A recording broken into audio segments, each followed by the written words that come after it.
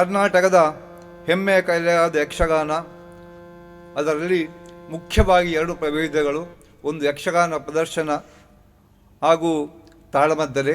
ತಾಳಮದ್ದಲೆಯ ಒಂದು ವಿಶಿಷ್ಟವಾದ ಯಕ್ಷಗಾನದ ಪ್ರಭೇದ. ಇಲ್ಲಿ ವೇಷಭೂಷಣ ಕುಣಿತಕ್ಕೆ ಅವಕಾಶ ಇಲ್ಲ. ಭಾಗವತರು ಪದ್ಯ, ಮದ್ದಳೆ ಹಾಗೂ ಚಂಡೆ ಹಾಗೂ ಅರ್ಥಧಾರಿಕೆ ಇದರಲ್ಲೇ ಜನರನ್ನು ಹಿಡಿದಿರುವಂಥ ಒಂದು ವಿಶಿಷ್ಟವಾದ ಕಲೆ.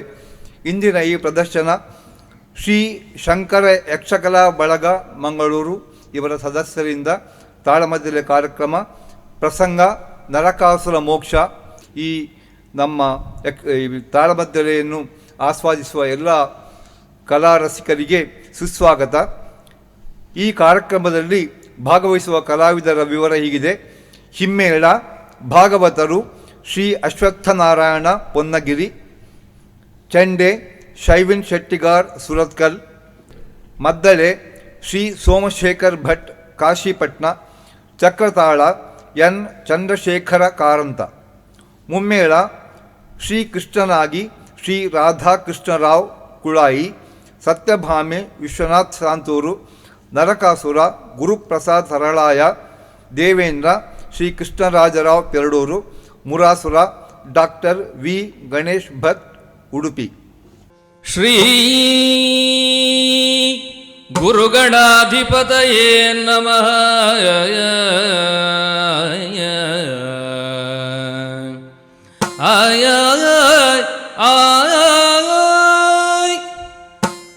ಸುಂದರಾಂಗ ಸುಕಲಾನ್ವಿತ ಶುಭ ಚರಣ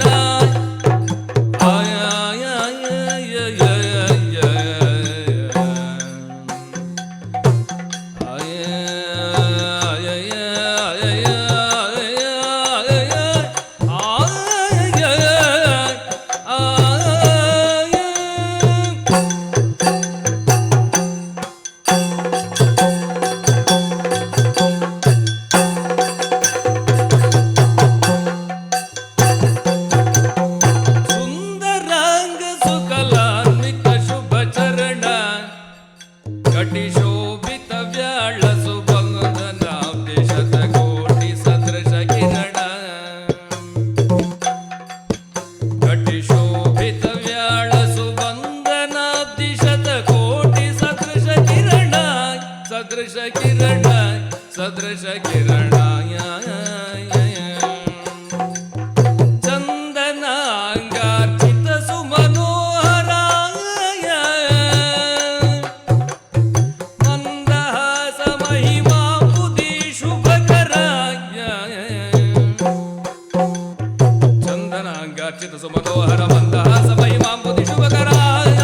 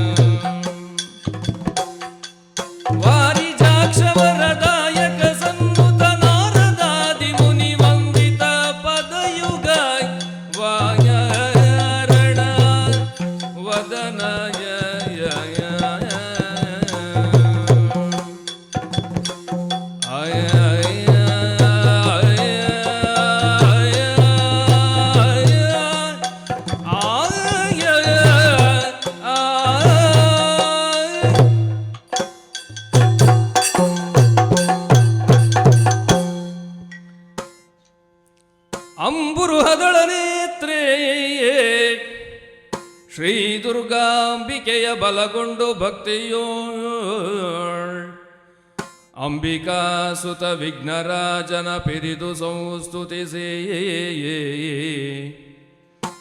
ಅಂಬುನಿಧಿಯ ಆತ್ಮಜೆಗೆ ಕೈ ಮುಗಿದು ಭಕ್ತಿಯೊಳು ಅಂಬುಜಾಸನವಾಣಿಯರ ಪಾದಾಂಬುಜಕ್ಕೆ ಪೊಡಮಡುತ್ತ ವರ್ಣಿಪೆನಿ ಕಥಾಮೃತವ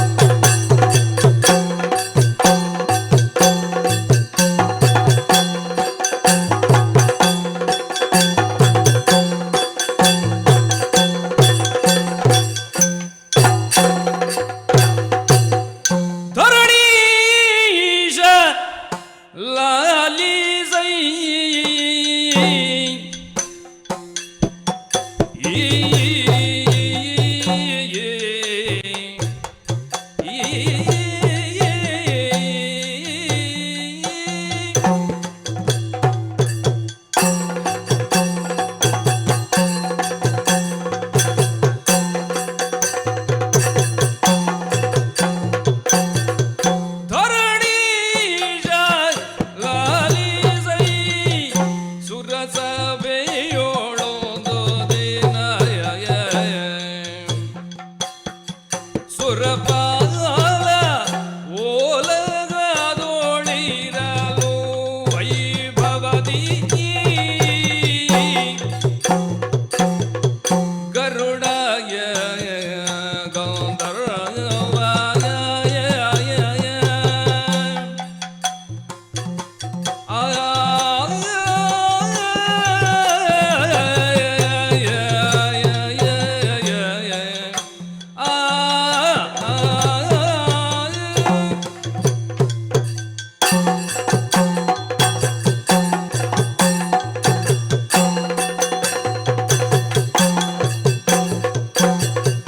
ಗರುಡಯ ಗಂಧರ್ವ ಕಿನ್ನರ ಯಕ್ಷ ನಿರಜರರಾಯ ನೆರವಿಯೋ ಬಿರಲು ಕುಂದಿರದೆ ಸಭೆಯೊಳಗೆ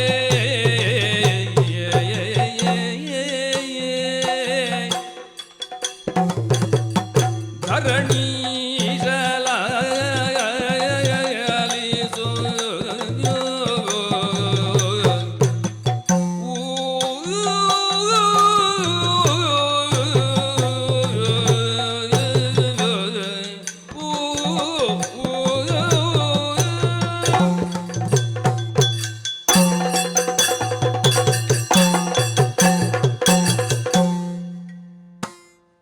ಭೂಯಾತ್ ವಿಶ್ವಸ್ಯ ಮಂಗಲಂ. ಪುರಂದರ ನಾಮಕ ಇಂದ್ರ ಪದವಿಯನ್ನು ಈ ಮನ್ವಂತರದಲ್ಲಿ ಅಲಂಕರಿಸಿರುವಂತಹ ನಾನು ದೇವತೆಗಳ ಒಡೆಯ. ಸ್ವರ್ಗ ಮರ್ತ್ಯ ಪಾತಾಳ ಎಂಬ ಈ ತ್ರಿಭುವನಗಳಲ್ಲಿ ಶ್ರೇಷ್ಠವಾದದ್ದು, ಪುಣ್ಯಶಾಲಿಗಳು ವಾಸವಾಗಿರುವಂತಹದ್ದು ಹಾಗೂ ವಿಶಾಲವಾಗಿರುವಂತಹದ್ದು ಈ ದೇವಲೋಕ. ಈ ದೇವಲೋಕದ ಅಧಿಪತ್ಯ ಏನು ಸಾಮಾನ್ಯವೇ? ಸೃಷ್ಟಿಯ ಆದಿ ಕಾಲದಲ್ಲಿ ಚತುರ್ಮುಖ ಬ್ರಹ್ಮದೇವರು ಈ ವಿಶ್ವವನ್ನೆಲ್ಲ ಸೃಷ್ಟಿಸಿದಾಗ ಅದಕ್ಕೆ ಬೇಕಾದ ನಿಯಮಗಳು ಮಾಡಿದರು.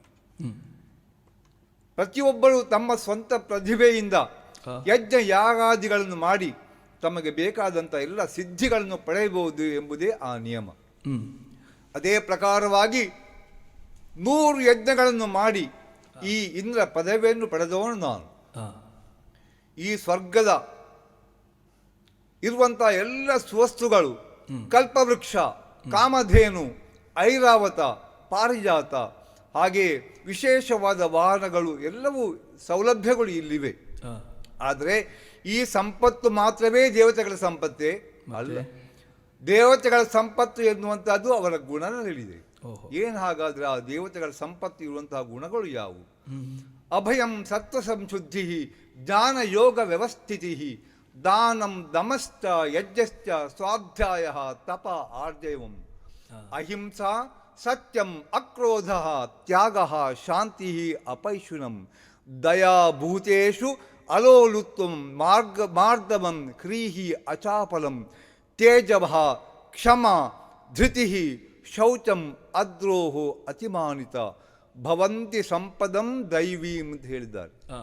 ಹಾಗಾದರೆ ಈ 26 ಗುಣಗಳು ಯಾವನಲ್ಲಿ ಇವೆಯೋ ಅವನಲ್ಲಿ ದೈವೀ ಸಂಪತ್ತು ಇದೆ.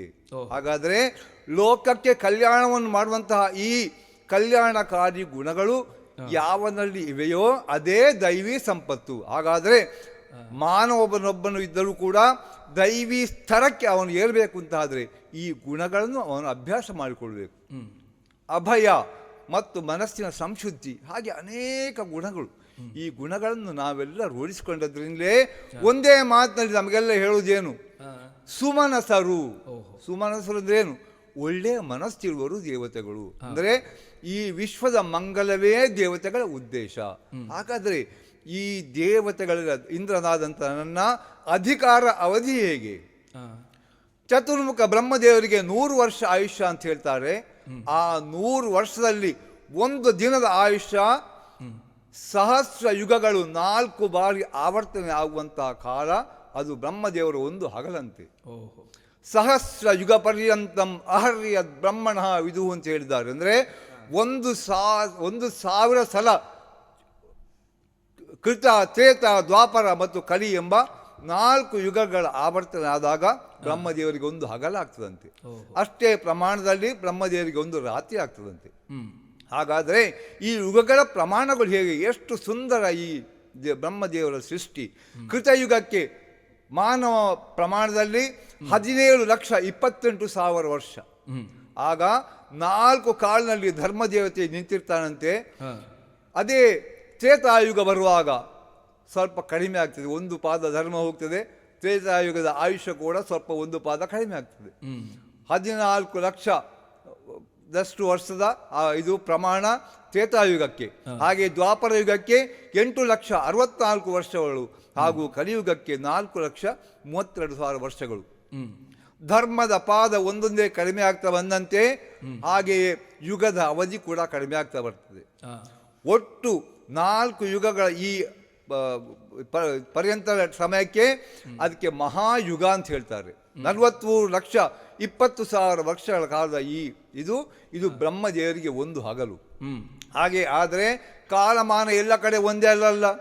ಭೂಮಿಯ ಕಾಲಮಾನ ಬೇರೆ, ದೇವತೆಗಳ ಕಾಲಮಾನ ಬೇರೆ, ಬ್ರಹ್ಮಲೋಕದ ಕಾಲಮಾನ ಬೇರೆ.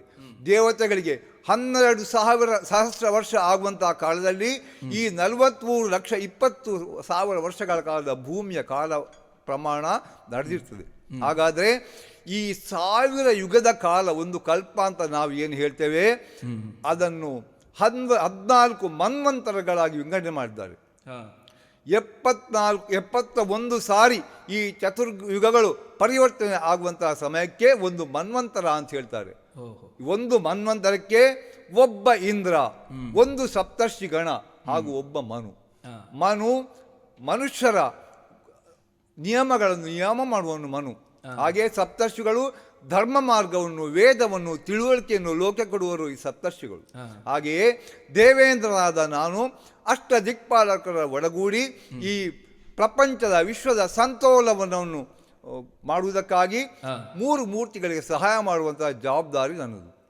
ಹಾಗಾದರೆ ನಾವು 8 ಜನ ಮುಖ್ಯರು. ಯಾರು? ಇಂದ್ರ, ಅಗ್ನಿ, ಯಮ, ನಿರುತಿ, ವರುಣ, ವಾಯು, ಕುಬೇರ, ಈಶಾನ ಅಂತ ನಾವು ಅಷ್ಟ ದಿಕ್ಪಾಲಕರು 8 ಜನ. ಇದರಲ್ಲಿ ಹಾಗಾದರೆ ಇಂದ್ರನ ಪ್ರಾಮುಖ್ಯತೆ ಏನು? ಇಂದ್ರ ಶತಮಖಗಳನ್ನು ಮಾಡಿ ದೇವೇಂದ್ರ ರಾಜ, ದೇವತೆಗಳ ರಾಜ. ಅಂದರೆ ಭೂಮಿಯನ್ನು ಹಾಗಾದರೆ ಇಂದ್ರ ಹೇಗೆ ನಿಯಂತ್ರಣ ಮಾಡ್ತಾನೆ, ಭೂಮಿಯನ್ನು, ಪಾತಾಳವನ್ನು ಹಾಗೂ ಸ್ವರ್ಗವನ್ನು ನಿಯಂತ್ರಣ ಮಾಡುವ ಬಗೆ ಹೇಗೆ? ಅನ್ನಾದ್ ಭವಂತಿ ಭೂತಾನಿ ಪರ್ಜನ್ಯಾತ್ ಅನ್ನ ಸಂಭವ ಅಂತ ಹೇಳಿದ್ದಾರೆ. ಹೇಗೆಂದರೆ ಪ್ರಪಂಚದಲ್ಲಿರುವ ಸಮಸ್ತ ಜೀವಿಗಳು ಅನ್ನದ ಮೇಲೆ ಆಧಾರವಾಗಿದೆ. ಆದರೆ ಈ ಅನ್ನ ಉತ್ಪತ್ತಿ ಆಗುವುದು ಹೇಗೆ? ಲೋಕದಲ್ಲಿ ಅನ್ನದ ಉತ್ಪತ್ತಿ ಆಗುವುದು ನೀರಿನಿಂದ. ಆ ನೀರನ್ನು ಕೊಡುವಂತಹ ಪರ್ಜನ್ಯಕ್ಕೆ ಒಡೆಯ ನಾವು. ಆದ್ದರಿಂದ ನೀರಿಗೆ ಒಂದು ಜೀವನ ಅಂತ ಹೇಳುವ ಒಂದು ಹೆಸರು ಕೂಡ ಉಂಟು. ಜೀವನಕ್ಕೆ ಆಧಾರವಾಗಿರುವಂತಹ ಆ ಜೀವನವನ್ನು ಕೊಡುವಂಥ ಆ ಶಕ್ತಿ, ಆ ಅಧಿಕಾರ ನನ್ನಲ್ಲಿರುವುದರಿಂದಲೇ ದೇವತೆಗಳಲ್ಲಿ ದೇವೇಂದ್ರರಿಗೆ ಮಹತ್ತರವಾದಂತಹ ಒಂದು ಪ್ರಧಾನವಾದಂತಹ ಒಂದು ಜವಾಬ್ದಾರಿ ನಮಗೆ ಈ ಲೋಕ ಸಂತೋಷದಲ್ಲಿ ನನಗಿದೆ. ಈಗ ನಾವು ಸ್ವರ್ಗ, ಮರ್ತ್ಯ, ಪಾತಾಳದಲ್ಲಿ ಎಲ್ಲ ಕಡೆ ಒಂದೇ ಲೆಕ್ಕವಾಗಿಲ್ವಲ್ಲ. ಹಿಂದಿನ ಕಾಲದಲ್ಲಿ ಕೃತಯುಗದಲ್ಲಿ ಎಲ್ಲರೂ ಸಜ್ಜನರಿರುವಾಗ ವ್ಯವಸ್ಥೆ ಸರಿಯಾಗಿತ್ತು. ಭೂಮಿಯಲ್ಲಿ ಮನುಷ್ಯರು ಕರ್ಮಲೋಕದಲ್ಲಿ, ಪಾತಾಳದಲ್ಲಿ ದೈತ್ಯರು, ಹಾಗೆ ಸ್ವರ್ಗಲೋಕದಲ್ಲಿ ದೇವತೆಗಳು ಅಂತ ಹೇಳುವ ವಿಂಗಡಣೆ ಇತ್ತು. ಆದರೆ ಧರ್ಮ ಸ್ವಲ್ಪ ಕಮ್ಮಿ ಆಯಿತು ತ್ರೇತಾಯುಗ ಬರುವಾಗ. ಆವಾಗ ಭೂಮಿಯಲ್ಲೇ ಒಂದು ಕಡೆ ರಾಮಚಂದ್ರನಂತಹ ಭಗವಾನ್ ವಿಷ್ಣುವಿನ ಅವತಾರ, ಇನ್ನೊಂದು ಕಡೆ ಅದೇ ಭೂಮಿಯಲ್ಲಿ ಲಂಕೆಯಲ್ಲಿ ರಾವಣನಂತಹ ದುಷ್ಟ. ಅಂದರೆ ಒಂದೇ ಭೂಮಿಯಲ್ಲಿ ಒಂದು ಕಡೆ ದೈವತ್ವ, ಒಂದು ಕಡೆ ದುಷ್ಟತ್ವ ಬರಲಿಕ್ಕೆ ಪ್ರಾರಂಭ ಆಯಿತು.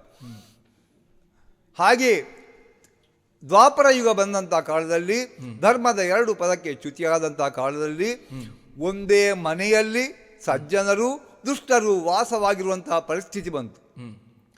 ಭೀಷ್ಮಾಚಾರ್ಯರಂತಹ ಭಾಗವತೋತ್ತಮರು, ವಿದುರ, ಪಾಂಡವರು ಹುಟ್ಟಿದಂತಹ ಮನೆಯಲ್ಲಿಯೇ ಧೃತರಾಷ್ಟ್ರ, ದುರ್ಯೋಧನ, ದುಶ್ಶಾಸನ ಆಗಿ ದುಷ್ಟರು ಕೂಡ ಹುಟ್ಟಿದ್ದಾರೆ. ಅಂದರೆ ಒಂದೇ ಮನೆಯಲ್ಲಿ ದುಷ್ಟರು ಹಾಗೂ ಸಜ್ಜನರು ವಾಸ ಆಗಿರುವಂಥ ಪರಿಸ್ಥಿತಿ ಈ ದ್ವಾಪರ ಯುಗದಲ್ಲಿ. ಮುಂದೆ ಬರುವಂಥ ಕಲಿಯುಗದಲ್ಲಿ ಅದಕ್ಕಿಂತ ದುಸ್ಥಿತಿ ಇರ್ತದೆ. ಒಂದೇ ಮನುಷ್ಯನ ಹೃದಯದಲ್ಲಿ ಕೆಟ್ಟದು ಹಾಗೂ ಒಳ್ಳೆಯದು ಒಟ್ಟೊಟ್ಟಿಗೆ ವಾಸವಾಗುವಂಥ ಪರಿಸ್ಥಿತಿ ಬರ್ತದೆ ಮುಂದಕ್ಕೆ. ಈಗ ಈ ದ್ವಾಪರ ಯುಗದಲ್ಲಿ ಇಂದ್ರನಾದ ನನಗೆ ಕರ್ತವ್ಯ ಏನು? ನಮ್ಮ ದಿಕ್ಪಾಲಕರ ಸಭೆಯನ್ನೆಲ್ಲ ಕೂಡಿಕೊಂಡು ಅವರಲ್ಲಿ ಒಂದು ವಿಷಯವನ್ನು ನನಗೆ ಚರ್ಚೆ ಮಾಡಬೇಕು. ಏನೆಂದರೆ ಈ ಇಂದ್ರನ ಪದವಿ ಹೇಳುವಂತಹದ್ದು ಹೂವಿನ ಹಾಸಿಗೆ ಅಲ್ಲ.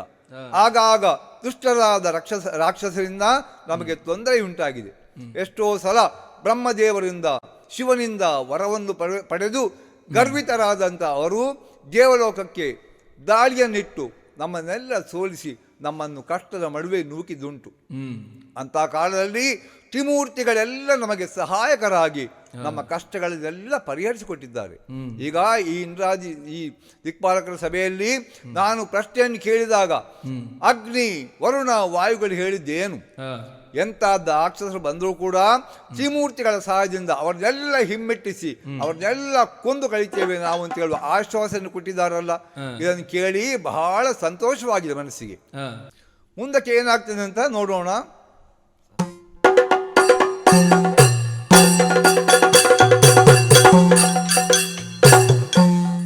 ಮೆರವ ಪ್ರಾಗ್ಜ್ಯೋತಿಷ ನಗರದಿ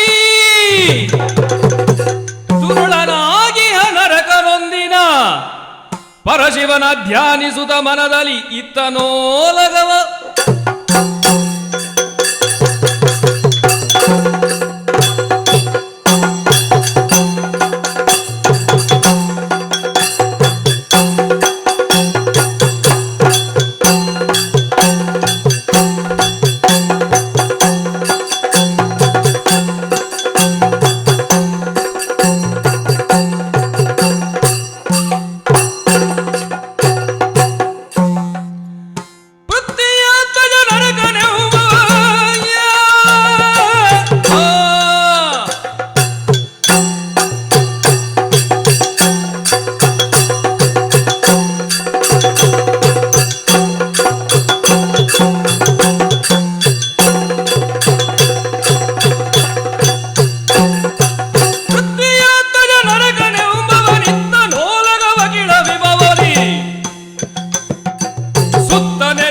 ಭಟರ ಪರಿಕಿಸಿ ಬಿತ್ತರಿಸಿದ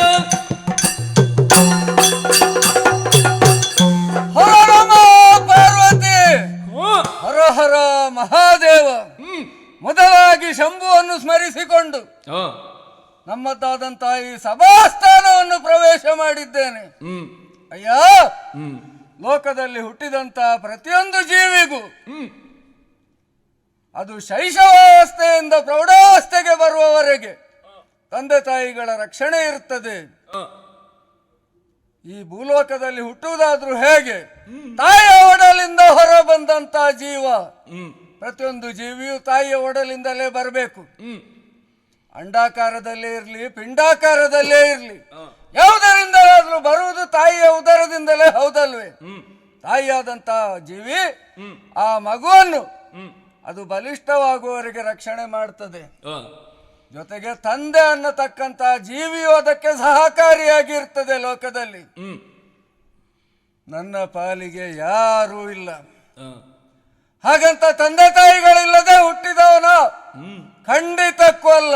ಮತ್ತೆ ಈ ಪ್ರಪಂಚದಲ್ಲಿ ಉದಯವನ್ನು ಕಾಣಬೇಕಂತ ಇದ್ರೆ, ಜನ್ಮವನ್ನು ತಾಳಬೇಕು ಅಂತ ಇದ್ರೆ ಯಾವ್ದೊಬ್ರು ತಂದೆ ತಾಯಿಗಳು ಇರಲೇಬೇಕು. ಹೌದಪ್ಪ. ಆದ್ರೆ ಏನು ಮಾಡುವ, ಎಳೆ ಸಣ್ಣ ಪ್ರಾಯದಲ್ಲಿ ಬಾಲಕನಾಗಿ ಶೈಶವಾವಸ್ಥೆಯಲ್ಲಿ ಇರತಕ್ಕಂತ ಸಂದರ್ಭದಲ್ಲಿ ನನ್ನನ್ನು ತಂದೆ ತಾಯಿಗಳು ತ್ಯಜಿಸಿದ್ರು.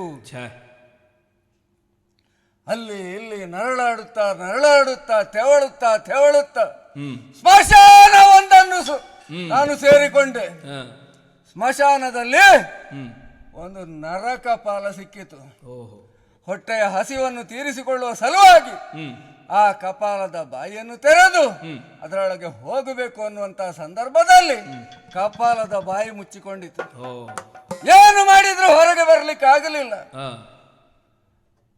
ನನ್ನದಾದಂತ ಈ ದುರವಸ್ಥೆಗೆ ನಾನೇ ಮರುಗುತ್ತಾ ಇರತಕ್ಕಂತಹ ಸಂದರ್ಭದಲ್ಲಿ ಬ್ರಹ್ಮಶ್ರೀ ವಸಿಷ್ಠರಲ್ಲಿಗೆ ಬಂದ್ರಂತೆ. ಓಹೋ. ನರ ಕಪಾಲವನ್ನು ಭೇದಿಸಿ ಕಪಾಲದೊಳಗಿರ್ತಕ್ಕಂಥ ಶಿಶುವಾದಂತ ನನ್ನನ್ನು ಹೊರಕ್ಕೆ ಎಳೆದು ತಂದ್ರು. ಓಹೋ. ತಮ್ಮದಾದಂತ ಆಶ್ರಮದಲ್ಲಿ ಸೇರಿಸಿಕೊಂಡ್ರು. ಹಾ. ಬೇಕಾದಂತ ವಿದ್ಯಾಭ್ಯಾಸಗಳನ್ನೆಲ್ಲರನ್ನು ನೀಡಿದ್ರು. ಅನ್ನಾಹಾರಗಳನ್ನು ನೀಡಿ ಪೋಷಿಸಿದ್ರು. ಹಾ. ಸಂತೃಪ್ತನಾದೆ. ನನ್ನ ಬದುಕಿಗೂ ಒಂದು ಆಶ್ರಯ ಸಿಕ್ಕಿತು ಅನ್ನುವಂತ ನೆಲೆಯಲ್ಲಿ ವಸಿಷ್ಠಾಶ್ರಮದಲ್ಲೇ ಇದ್ದಂತ ಸಂದರ್ಭದಲ್ಲಿ ವಸಿಷ್ಠರ ಶಿಷ್ಯರಿಗೂ ನನಗೂ ಒಂದು ವಾಗ್ವಾದ ಮುಂದುವರಿಯಿತು. ಬೀಜ ವೃಕ್ಷದ ನ್ಯಾಯ ಬಹಳ ದೊಡ್ಡದಾದಂತ ಘನವಾದಂತ ವಿಷಯ ಏನು ಅಲ್ಲ. ವಸಿಷ್ಠರ ಶಿಷ್ಯ ಹೇಳುವುದು ಮರದಿಂದಲೇ ಬೀಜ ಅನ್ನುವುದಾಗಿ. ನಾನು ಅದಕ್ಕೆ ಉತ್ತರ ಕೊಟ್ಟೆ, ಅಲ್ಲ, ಬೀಜದಿಂದ ಮರ ಉತ್ಪತ್ತಿ ಆಗುವುದು ಅನ್ನುವುದಾಗಿ. ಕುಪಿತಗೊಂಡಂತ ವಸಿಷ್ಠರ ಶಿಷ್ಯರು, ನಿನಗೆ ಅಪ್ಪ ಅಮ್ಮನೇ ಇಲ್ಲ, ನೀನು ಬೀಜದ ಬಗ್ಗೆ ಏನು ಹೇಳ್ತೀಯ ಅಂದರು. ಕ್ರೋಧಗೊಂಡೆ. ಆ ಶಿಷ್ಯನಿಗೆ 4 ಬಿಟ್ಟದ್ದು ನೆಲದಲ್ಲಿ ಬಿದ್ದು ಸತ್ತೇ ಹೋದ. ಗುರುಗಳಿಗೆ ಸುದ್ದಿ ತಲುಪಿತಿದ್ದು, ಬಂದರು. ಕೋಪಾವಿಷ್ಟನಾದಂತ ನನ್ನನ್ನು ಕಂಡ್ರು, ಅವರು ಕೋಪಾವಿಷ್ಟರಾದ್ರು. ನರಕ, ನಿನ್ನಲ್ಲಿ ಆಸುರಿ ಭಾವ ಮೇಳೈಸಿಕೊಂಡಿದೆ. ನರಕ ಅಂತ ಹೆಸರಿಟ್ಟದ್ದೇ ಅವರು ನನಗೆ. ನರಕಪಾಲದಲ್ಲಿ ಸಿಲುಕಿದ ಕಾರಣದಿಂದ ನರಕ ಅಂದು. ಇನ್ನು ಭೂಮಿಯ ಮೇಲೆ ಸಿಕ್ಕಿದವನಿಂದ ಆದ ಕಾರಣದಿಂದ ಭೌಮ ಅಂತ ಹೆಸರಿಟ್ರು. ಇದು 2 ಹೆಸರುಂಟು. ಭೂಮಿಯಲ್ಲಿ ಹುಟ್ಟಿದವರೆಲ್ಲರೂ ಭೌಮರೇ ಬಿಡಿ, ಆ ವಿಚಾರ ಅಲ್ಲ, ಗುರುಗಳೇ ಇಟ್ಟದ್ದು. ನರಕ, ನಿನ್ನಲ್ಲಿ ಆಸುರಿ ಭಾವ ಪ್ರವೃತ್ತಿಯಾಗಿದೆ, ನಡೆ ಇಲ್ಲಿಂದ, ನನ್ನ ಆಶ್ರಮವನ್ನು ಬಿಟ್ಟು ತೆರಳು ಅಂತ ನನ್ನನ್ನು ಶಾಪಿಸಿ ಕಳಿಸಿದ್ರು. ಮುಂದೇನು ಮಾಡುವುದು? ಹೇಗಾದ್ರೂ ಮಾಡಿ ಈ ಪ್ರಪಂಚದಲ್ಲಿ ಬದುಕಬೇಕು. ತಂದೆ ತಾಯಿಗಳು ಇಲ್ಲದಿದ್ದರು ನನ್ನದಾದಂತ ಒಂದು ಸ್ವತಂತ್ರ ವ್ಯಕ್ತಿತ್ವ ಉಂಟು ಅನ್ನುವುದನ್ನು ತೋರಿಸಿಕೊಳ್ಳಬೇಕು ಅನ್ನುವುದಾಗಿ ಕಾಡು ಮೇಡುಗಳನ್ನು ಅಲೆದಾಡಿದೆ. ಆಗ ಸಿಕ್ಕಿದ್ದು ಅಸುರ ಕುಲಗುರುಗಳಾದಂತಹ ಶುಕ್ರಾಚಾರ್ಯರು. ನನ್ನನ್ನು ಕರೆದರು, ಪೋಷಿಸಿದ್ರು, ತನ್ನದಾದಂತಹ ಸಕಲ ವಿದ್ಯೆಯನ್ನು ನನಗೆ ಧಾರೆ ಎರೆದ್ರು.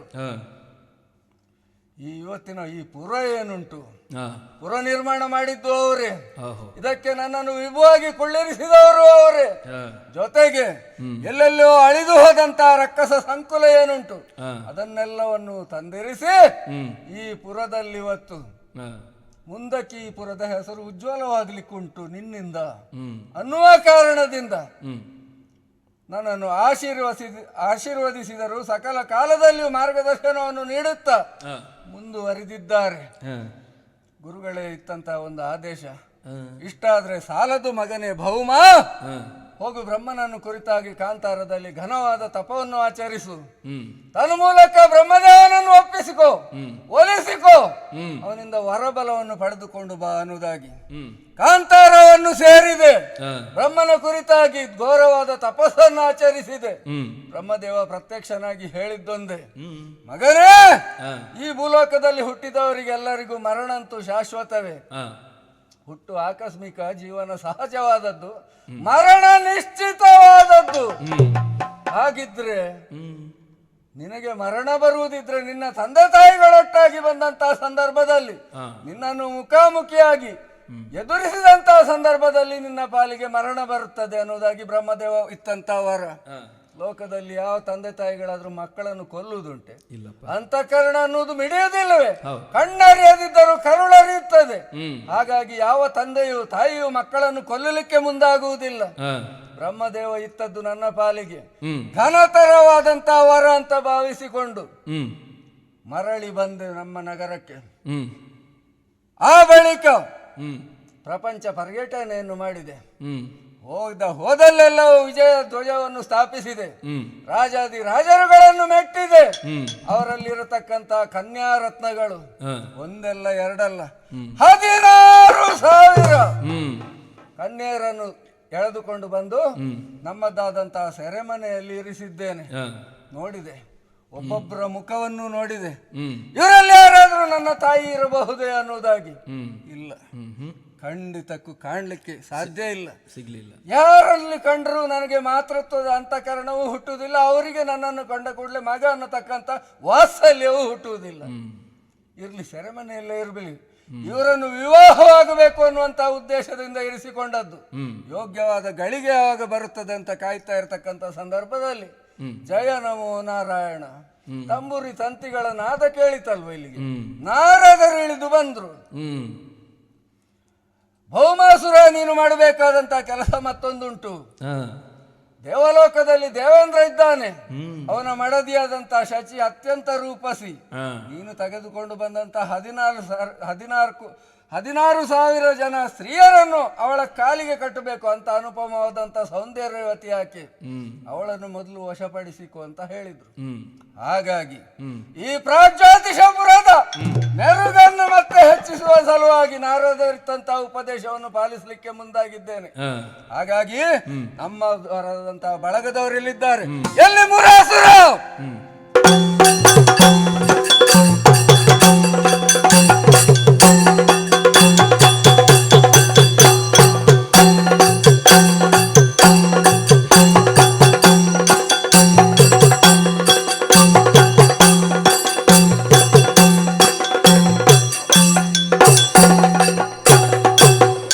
ಪ್ರಭು ಭೌಮಾಸುರ, ಮುರಾಸುರ, ಇದು ವಂದಿಸಿಕೊಂಡಿದ್ದೇನೆ. ಅಯ್ಯೋ, ವಿಪರೀತಕ್ಕೆ ಬಂದೆನು.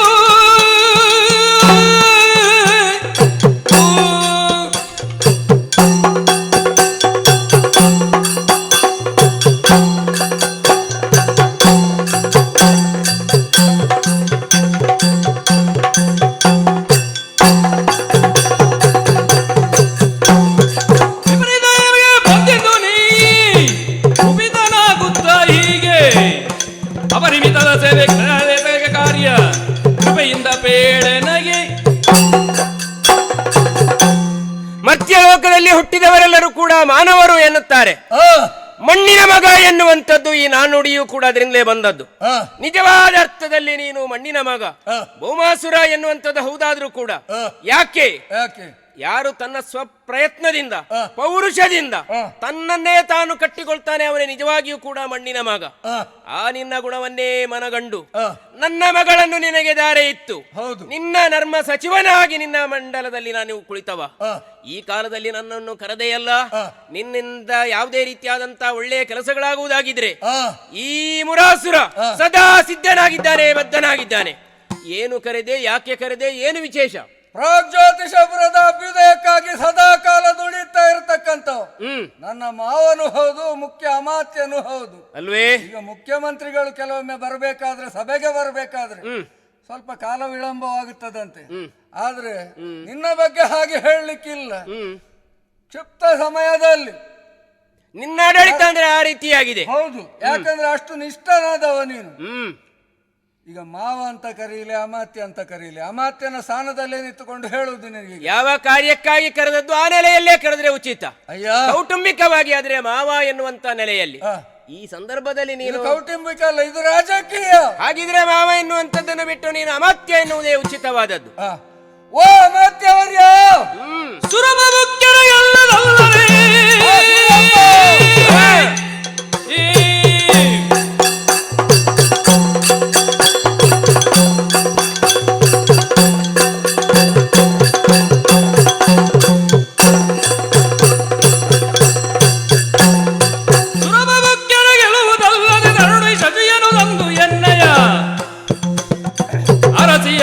ಮಾಡ್ಪೆನೆನ್ನುತ್ತ ಹೊರಟನೀಗ.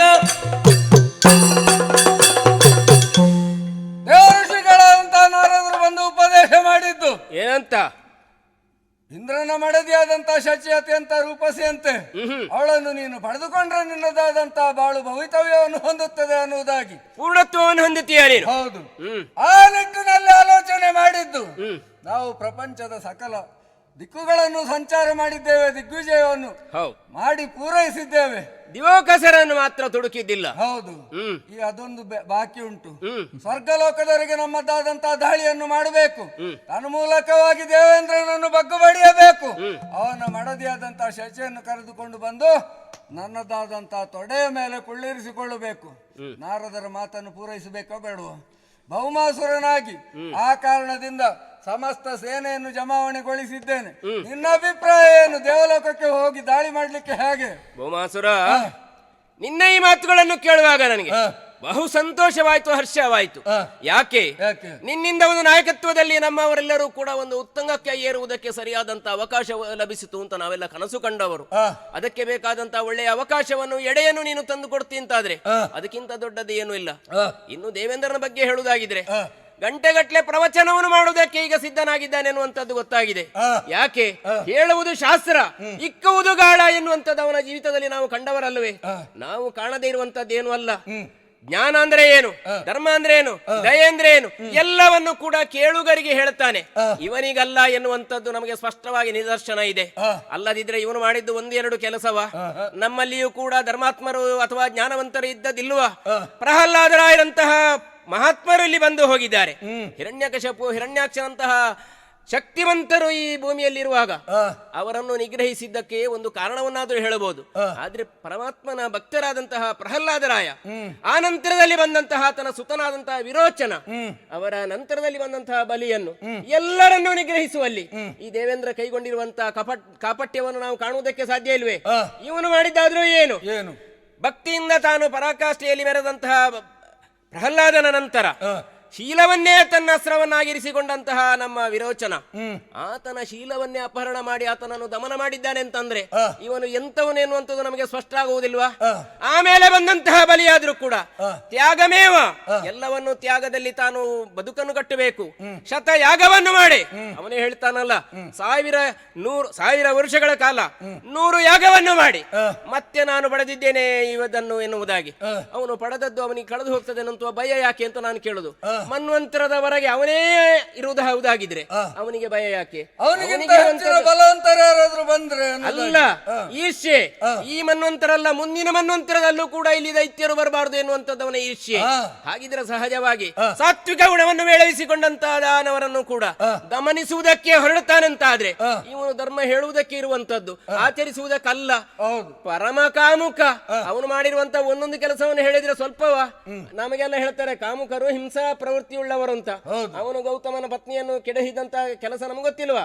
ಹಾಗಿದೆ ಎಲ್ಲವನ್ನು ನೋಡಿದಾಗ ಹೇಳುವುದಕ್ಕಾಗಿರುವಂತದ್ದು ಶಾಸ್ತ್ರ, ಅನುಸರಿಸುವುದಕ್ಕೆ ಅಲ್ಲ ಎನ್ನುವಂಥದ್ದನ್ನು ಅರ್ಥೈಸಿಕೊಂಡಾಗ ಸರಿಯಾದ ಶಾಸ್ತಿಯನ್ನು ಮಾಡುವುದಕ್ಕೆ ನಾಯಕತ್ವ ಲಭ್ಯವಾಗಿದೆ. ಹೋಗೋಣ ವಿಯೋಗಕ್ಕಾಗಿ ನಾವು.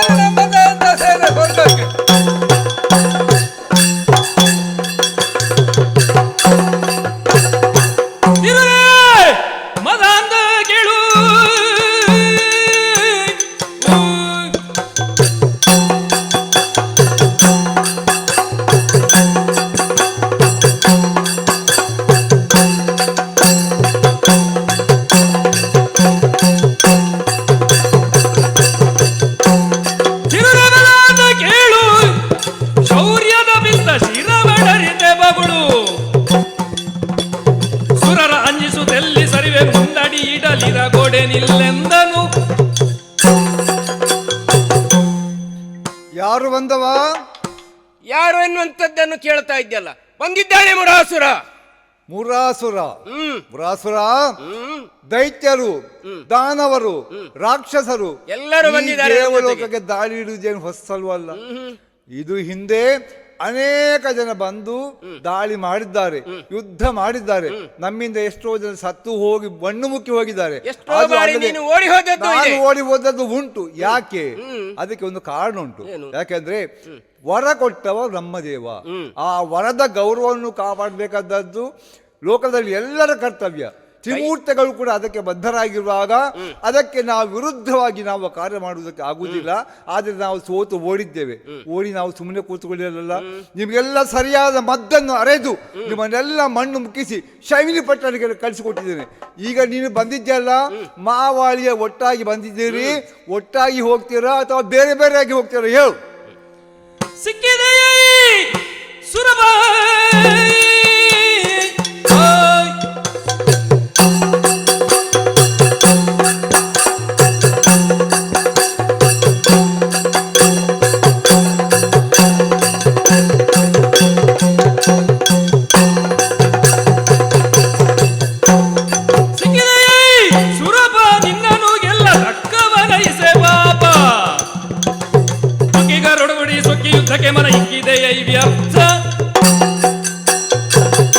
ದೇವೇಂದ್ರ ಮುರಾಸುರ, ದಾಯಾದಿ ಮಾತ್ಸರ್ಯ ಎನ್ನುವಂಥದ್ದು ನಿನ್ನಲ್ಲಿ ಸಹಜವಾಗಿರುವಂಥದ್ದನ್ನು ನಾನು ಕಾಣ್ತಾ ಇದ್ದೇನೆ. ಅಲ್ಲದಿದ್ರೆ ಎಲ್ಲ ಜೀವಿಗಳಿಗೂ ಕೂಡ ಇಂದ್ರಿಯಾಭಿಮಾನಿ ದೇವತೆಗಳು ನೀವು ಎನಿಸಿಕೊಂಡವರು.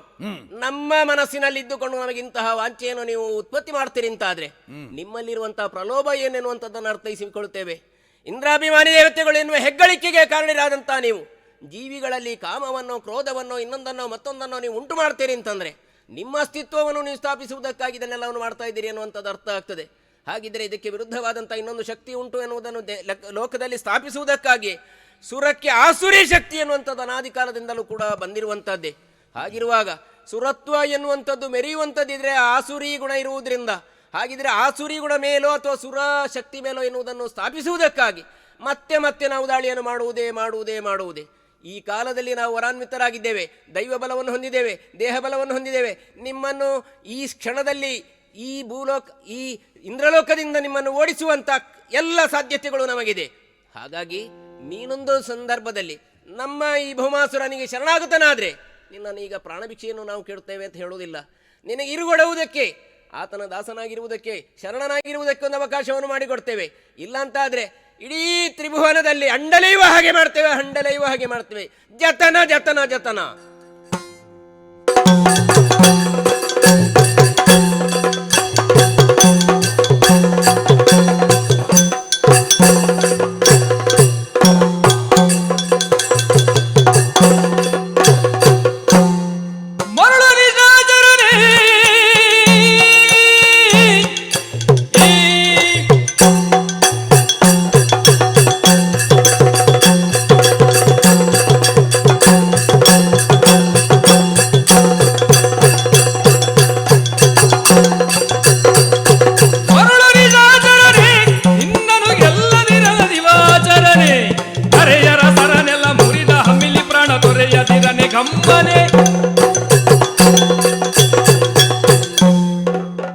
ನರಕಾಸುರ ಸುರಪಾಲ ಮಾರ್ಮಲೆತು ಈ ಸುರರ ಸೈನ್ಯದ ಎದುರು ನಿಂತಿದ್ದೀಯಲ್ಲ, ಯುದ್ಧಕ್ಕಾಗಿ ಬಂದಿದ್ದೀ ಎನ್ನುವಂತದ್ದು ಸುಸ್ಪಷ್ಟ. ಆಹ್ವಾನ ಕೊಟ್ಟೆ ಬಂದದ್ದು ನಾವು ಯುದ್ಧಕ್ಕಾಗಿ. ಆದರೆ ಈ ದೇವತೆಗಳ ಯುದ್ಧ ಸಾಮಾನ್ಯ ಅಲ್ಲ. ಒಂದೊಮ್ಮೆ ನನ್ನ ಕೈಯಲ್ಲಿರುವ ಈ ವಜ್ರದ ಆಘಾತ ಆಯ್ತು ಅಂತಾದ್ರೆ ಕಣ್ಣು, ಕಿವಿ, ಮೂಗು, ಬಾಯಿ ಎಲ್ಲ ಇದ್ದಲ್ಲಿ ಯಾವ್ದು ಇರುವುದಿಲ್ಲ, ಎಲ್ಲೆಲ್ಲಿ ಯಾವ್ದಾದ್ರು ಹೋಗ್ತಂತ ಗೊತ್ತಿಲ್ಲ. ಪ್ರಾಣ ಪಕ್ಷಿ ಯಾವ ಕಾರಣದಲ್ಲಿ ಹಾರಿ ಹೋಯ್ತಂತ ಕೂಡ ನಿನ್ಗೆ ಗೊತ್ತಾಗ್ಲಿಕ್ಕಿಲ್ಲ. ನಿನ್ನ ಹೆಸರಲ್ಲೇ ನರಕ ಉಂಟು.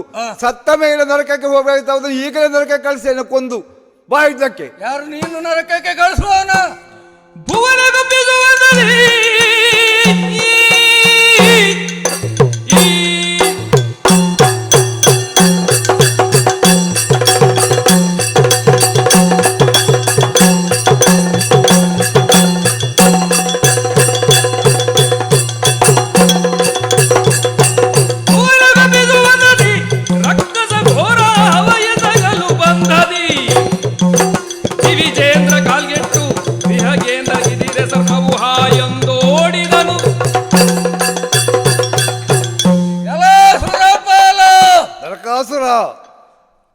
ಒಳ್ಳೆಯ ಮಾತಿನಿಂದ ನಿನಗೆ ಬುದ್ಧಿವಾದವನ್ನು ಹೇಳುತ್ತಾ ಇದ್ದೇನೆ. ನೀನಡರಿದಂತಹ ಸಿಂಹವಿಷ್ಟರ ಏನುಂಟು ಅದರಿಂದ ಕೆಳಗಿಳಿ ನನ್ನಲ್ಲಿ ಕೂರಿಸು, ನಿನಗೂ ಒಳ್ಳೆಯದಾಗುತ್ತದೆ. ಅದಲ್ಲದೆ ಹೋದರೆ ತ್ರಿಮೂರ್ತಿಗಳ ದಯೆ ನಿನ್ನ ಪಾಲಿಗುಂಟು ಅನ್ನುವುದಾಗಿ ಮುಂದುವರಿದೆ ಅಂತಾದರೆ ನೀನು ಹೇಳುವುದು ಶಾಸ್ತ್ರ, ಇಕ್ಕುವುದು ಗಾಳ ಅನ್ನುವ ರೀತಿಯಲ್ಲಿ ಲೋಕಮುಖಕ್ಕೆ ಶಾಸ್ತ್ರವನ್ನು ಹೇಳುತ್ತೀಯ, ನೀತಿಯ ಪಾಠವನ್ನು ಹೇಳುತ್ತೀಯ. ನಿನಗೆ ಅದನ್ನು ಅನುಸರಿಸಲಿಕ್ಕೆ ಆಗುವುದಿಲ್ಲ. ನೀನು ಸಾಗುವುದು ಅಧರ್ಮದ ಮಾರ್ಗದಲ್ಲಿ. ಕಂಡಂಥ ಋಷಿಪತ್ನಿಯರು ಬೇಕು ನಿನಗೆ. ಸಹಸ್ರಾಕ್ಷನಾಗಿದ್ದೀಯ. ನೀನು ಧರಿಸಿದಂತಹ 1000 ಕಣ್ಣುಗಳು ದೇಹದಲ್ಲೇನುಂಟು, ನಿನ್ನದಾದಂತಹ ಕೃತ್ರಿಮತೆ ಏನುಂಟು, ನಿನ್ನದಾದಂತಹ ನೀಚತ್ವ ಏನುಂಟು ಅದನ್ನು ತೋರಿಸುತ್ತದೆ. ಅಂತಹ ಘನವೆತ್ತಂತಹ ಸಿಂಹಾಸನದಲ್ಲಿ ಕುಳಿತುಕೊಳ್ಳಲಿಕ್ಕೆ ಯೋಗ್ಯನಾದವ ನೀನಲ್ಲ. ಆದ್ದರಿಂದ ನಿನ್ನನ್ನು ಇಳಿಸಲಿಕ್ಕೆ ಬಂದಿದ್ದೇನೆ. ಯುದ್ಧ ಮಾಡುವ ಸಾಮರ್ಥ್ಯ ಇದ್ರೆ ಎದುರಾಗು.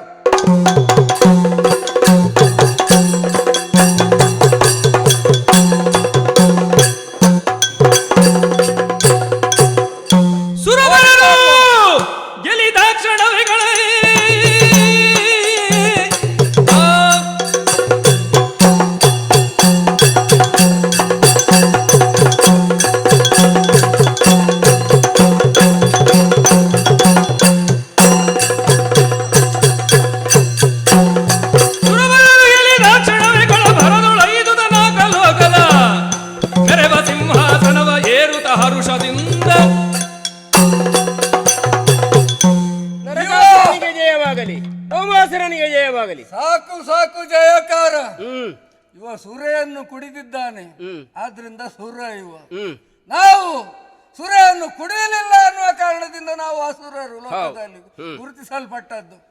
ಎಲ್ಲಿ ಹೋಯ್ತು ಇವನು ಕುಡಿದದ್ದು? ಸುರೆಯ ಪರಾಕ್ರಮ ಎಲ್ಲಿ ಹೋಯ್ತು? ಓಡುತ್ತಾ ಇದ್ದಾರೆ, ಒಬ್ಬರ ಬೆನ್ನಿಗೆ ಒಬ್ಬರು ಓಡುತ್ತಾ ಇದ್ದಾರೆ. ಓಡುವವರನ್ನು ಯಾರು ತಡೆಯಬಾರ್ದಂತೆ. ಹೆಂಡತಿ ಸಹಿತ ಓಡ್ತಾ ಇದ್ದಾನೆ. ತಡಿ, ಈಗ ಓಡುವವರೆಲ್ಲರೂ ಓಡಲಿ. ಸ್ವರ್ಗವನ್ನೆಲ್ಲವನ್ನು ನಾವು ಸೂರೆಗೊಂಡಿದ್ದೇವೆ. ಇನ್ನಿಲ್ಲಿ ಅಧಿಕಾರ ನಮ್ಮದ್ದೇ. ಎಲ್ಲಿದ್ದಾಳೆ ಶಚಿ? ಶಚಿ ಎಲ್ಲಿದ್ದಾಳೆ? ಶಚಿಯು ಓಡಿ ಹೋದಾಳೆ, ಅವನ ಜೊತೆಯಲ್ಲೇ ಓಡಿ ಹೋಗ್ತಾ ಇದ್ದಾಳೆ. ಹೋಗ್ಲಿ. ನಾವಿಲ್ಲಿಗೆ ಬಂದದ್ದು ಅಧಿಕಾರ ಸ್ಥಾಪನೆಯನ್ನು ಮಾಡಲಿಕ್ಕೆ ಸಲುವಾಗಿ. ಶಚಿ ಸಿಕ್ಕದಿದ್ರೆ ಏನಾಯ್ತಂತೆ? ಮುಂದೊಂದು ದಿನವಾದ್ರೂ ಆ ಶಚಿಯನ್ನು ವಶಪಡಿಸಿಕೊಳ್ಳುತ್ತೇನೆ. ನಾರದರಿಗಿತ್ತಂತ ಮಾತನ್ನು ಸಾಕಾರಗೊಳಿಸುತ್ತೇನೆ ಲೋಕದಲ್ಲಿ. ಇಂದ್ರತ್ವವನ್ನು ಸಾಧಿತಗೊಳಿಸ್ತೀಯ ನೀನು. ಈಗ ಇಂದ್ರ ನಾನೇ ಅಲ್ವಾ ಈಗ? ಅಲ್ಲ, ಶಚಿ ಸಹಿತನಾದ ಹೌದೌದು ಹೌದು. ಈಗ ಸದ್ಯಕ್ಕೆ ಇಂದ್ರ ನಾನೇ. ಆದ್ರೆ ನಾವು ಇಲ್ಲಿ ಇರತಕ್ಕಂತ ಅವಶ್ಯಕತೆ ಇಲ್ಲ. ಇಲ್ಲಿಗೊಬ್ಬ ಪ್ರತಿನಿಧಿಯನ್ನು ನೇಮಕ ಮಾಡುವ. ಸುವಾಸ್ತುಗಳೇನುಂಟು ಎಲ್ಲವನ್ನು ನಾವು ಕಿತ್ತುಕೊಳ್ತಾ ಇದ್ದಾರೆ ನಮ್ಮವರು. ಕುಬೇರನ ಮಣಿಶೈಲವು, ಅಲ್ಲದಿದ್ರೆ ವರುಣನ ಪಾಶವು ಎಲ್ಲವೂ ಬರಬೇಕು. ಪ್ರಾಗ್ಜ್ಯೋತಿಷಪುರವನ್ನು ಸೇರಿಕೊಳ್ಬೇಕು. ಇದ್ದಾಳಲ್ವಾ ಮುದುಕಿ? ಹೌದು, ಅದಿತಿ ನಮಗೆ ಹೌದಪ್ಪ. ಹೇಳುವುದಕ್ಕೆ ಸಂಬಂಧದಲ್ಲಿ ಚಿಕ್ಕಮ್ಮ ಮುದುಕಿ, ಅವಳಿಗೆ ಕಿವಿಯಲ್ಲಿ ಕರ್ಣಕುಂಡಲೆ ಅಂತದೆ. ಬೇಡ, ಕೆತ್ತದಲ್ಲಿ ವಶಪಡಿಸಿಕೊಳ್ಳಿ. ಎಲ್ಲವನ್ನು ಕಿತ್ತುಕೊಂಡಿದ್ದಾರೆ. ದೇವಲೋಕದಲ್ಲಿರ್ತಕ್ಕಂಥ ಸಮಸ್ತ ಸುವಸ್ತುಗಳು ಪ್ರಾಗ್ಜ್ಯೋತಿಷಪುರವನ್ನು ಸೇರಬೇಕು. ನಮ್ಮದಾದಂತಹ ವಿಜಯೋತ್ಸವವನ್ನು ಸಾಕಾರಗೊಳಿಸುತ್ತಾ ಪ್ರಾಗ್ಜ್ಯೋತಿಷಪುರವನ್ನು ಸೇರುವಂತೆ ನಡೆಯುವಂತೆ. ಬೇರೆ ಕಾಯುವರಾರು ಕ್ಷೀರಾಬ್ದಿ ವಾಸನು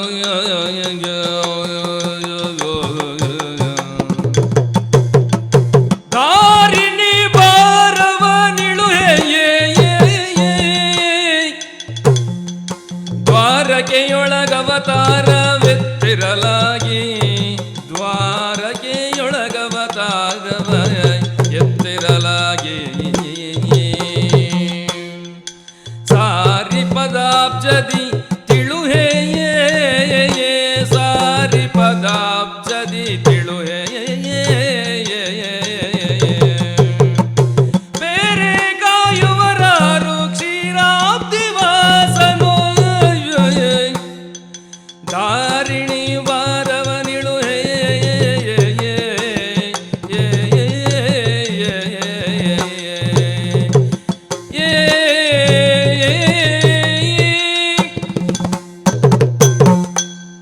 ಅಯ್ಯ, ಮೂರ ನರಕಾಸುರ ಯುದ್ಧದಲ್ಲಿ ಸೋತು ಕಂಗೆಟ್ಟಂತಹ ದೇವತೆಗಳಾದಂತಹ ನಾವು ಅನೇಕ ಕಷ್ಟ ಪರಂಪರೆಗಳನ್ನು ಎದುರಿಸಿ ಎಲ್ಲೆಲ್ಲೋ ಓಡುವಂತಹ ಪರಿಸ್ಥಿತಿ ನಮಗೆ ಬಂದಿದೆ. ಈ ಸಮಯದಲ್ಲಿ ನಮ್ಮನ್ನು ಕಾಯುವವರು ಯಾರು? ಈ ಸೃಷ್ಟಿಯಲ್ಲಿ ಧರ್ಮವನ್ನು ಸಂಸ್ಥಾಪನೆ ಮಾಡಿ ಸಮತೋಲನವನ್ನು ಕಾಯುವಂತಹ ಪ್ರಭು ಆ ಸ್ವಾಮಿ ನಾರಾಯಣ. ದೇವತೆಗಳಿಗೆ ಹಿಂದೆಲ್ಲ ಕಷ್ಟ ಬಂದಂತಹ ಕಾಲದಲ್ಲಿ ಮತ್ಸ್ಯನಾಗಿ, ಕೂರ್ಮನಾಗಿ, ವರಾಹನಾಗಿ, ವಾಮನನಾಗಿ, ನಾರಸಿಂಹನಾಗಿ ನಮ್ಮ ರಕ್ಷಣೆಯನ್ನು ಮಾಡಿದ್ದಾನೆ. ಹಾಗೆಯೇ ಈ ದ್ವಾಪರ ಯುಗದಲ್ಲಿ ಶ್ರೀಮನ್ನಾರಾಯಣನು ಕೃಷ್ಣ ಎಂಬ ಅಭಿಧಾನದಿಂದ ಅವತಾರವನ್ನು ಎತ್ತಿ ದ್ವಾರಕೆಯಲ್ಲಿದ್ದಾನೆ. ಈಗ ಆತನಿಗೆ ಶರಣಾಗಿ ಆತನ ಸಹಾಯವನ್ನು ಪಡೆದಲ್ಲದೆ ಈ ನಮ್ಮ ಸೋಲಿಗೆ ಪರಿಹಾರ ಇಲ್ಲ. ಆದ್ದರಿಂದ ಶೀಘ್ರವಾಗಿ ದೇವತೆಗಳ ಒಡನೆ ದ್ವಾರಕೆಗೆ ಹೋಗಿ ಆ ಶ್ರೀಕೃಷ್ಣ ಮೂರ್ತಿಗೆ ಶರಣಾಗಿ ನಮ್ಮ ಕಷ್ಟವನ್ನು ಅವನಲ್ಲಿ ಹೇಳಿಕೊಳ್ತೇನಂತೆ. ಜಯ ಜಯ ಜಯ ಜಯ. ಕಸ್ತೂರಿ ತಿಲಕವಲಗಾಟ ಪಟಲೇ ವಕ್ಷಸ್ಥಲೆ ಕೌಸ್ತುಭೌ ನಾಸಾಗ್ರೆ ನವಮೌಕ್ತಿಕಂ ಕರತಲೇ ವೇಣುಯುಗರೆ ಕಂಕಣೌ ಸರ್ವಾಂಗೆ ಹರಿಚಂದನೌ ಸುಲಲಿತೌ ಕಂಠೇ ಚ ಮುಕ್ತಾವಲಿಯೋ ಗೋಪಸ್ತ್ರೀ ಪರಿವೇಷ್ಟಿತೋ ವಿಜಯತೆ ಗೋಪಾಲ ಚೂಡಾಮಣಿ ಗೋಪಾಲ ಚೂಡಾಮಣಿ ಶ್ರೀಮನೋಹರ ಕೃಷ್ಣನಾಗೆಯ ಭೂಮಿ ಭಾರವ ಇಳುಹ ದೇಹ ಆಯ ಆಯ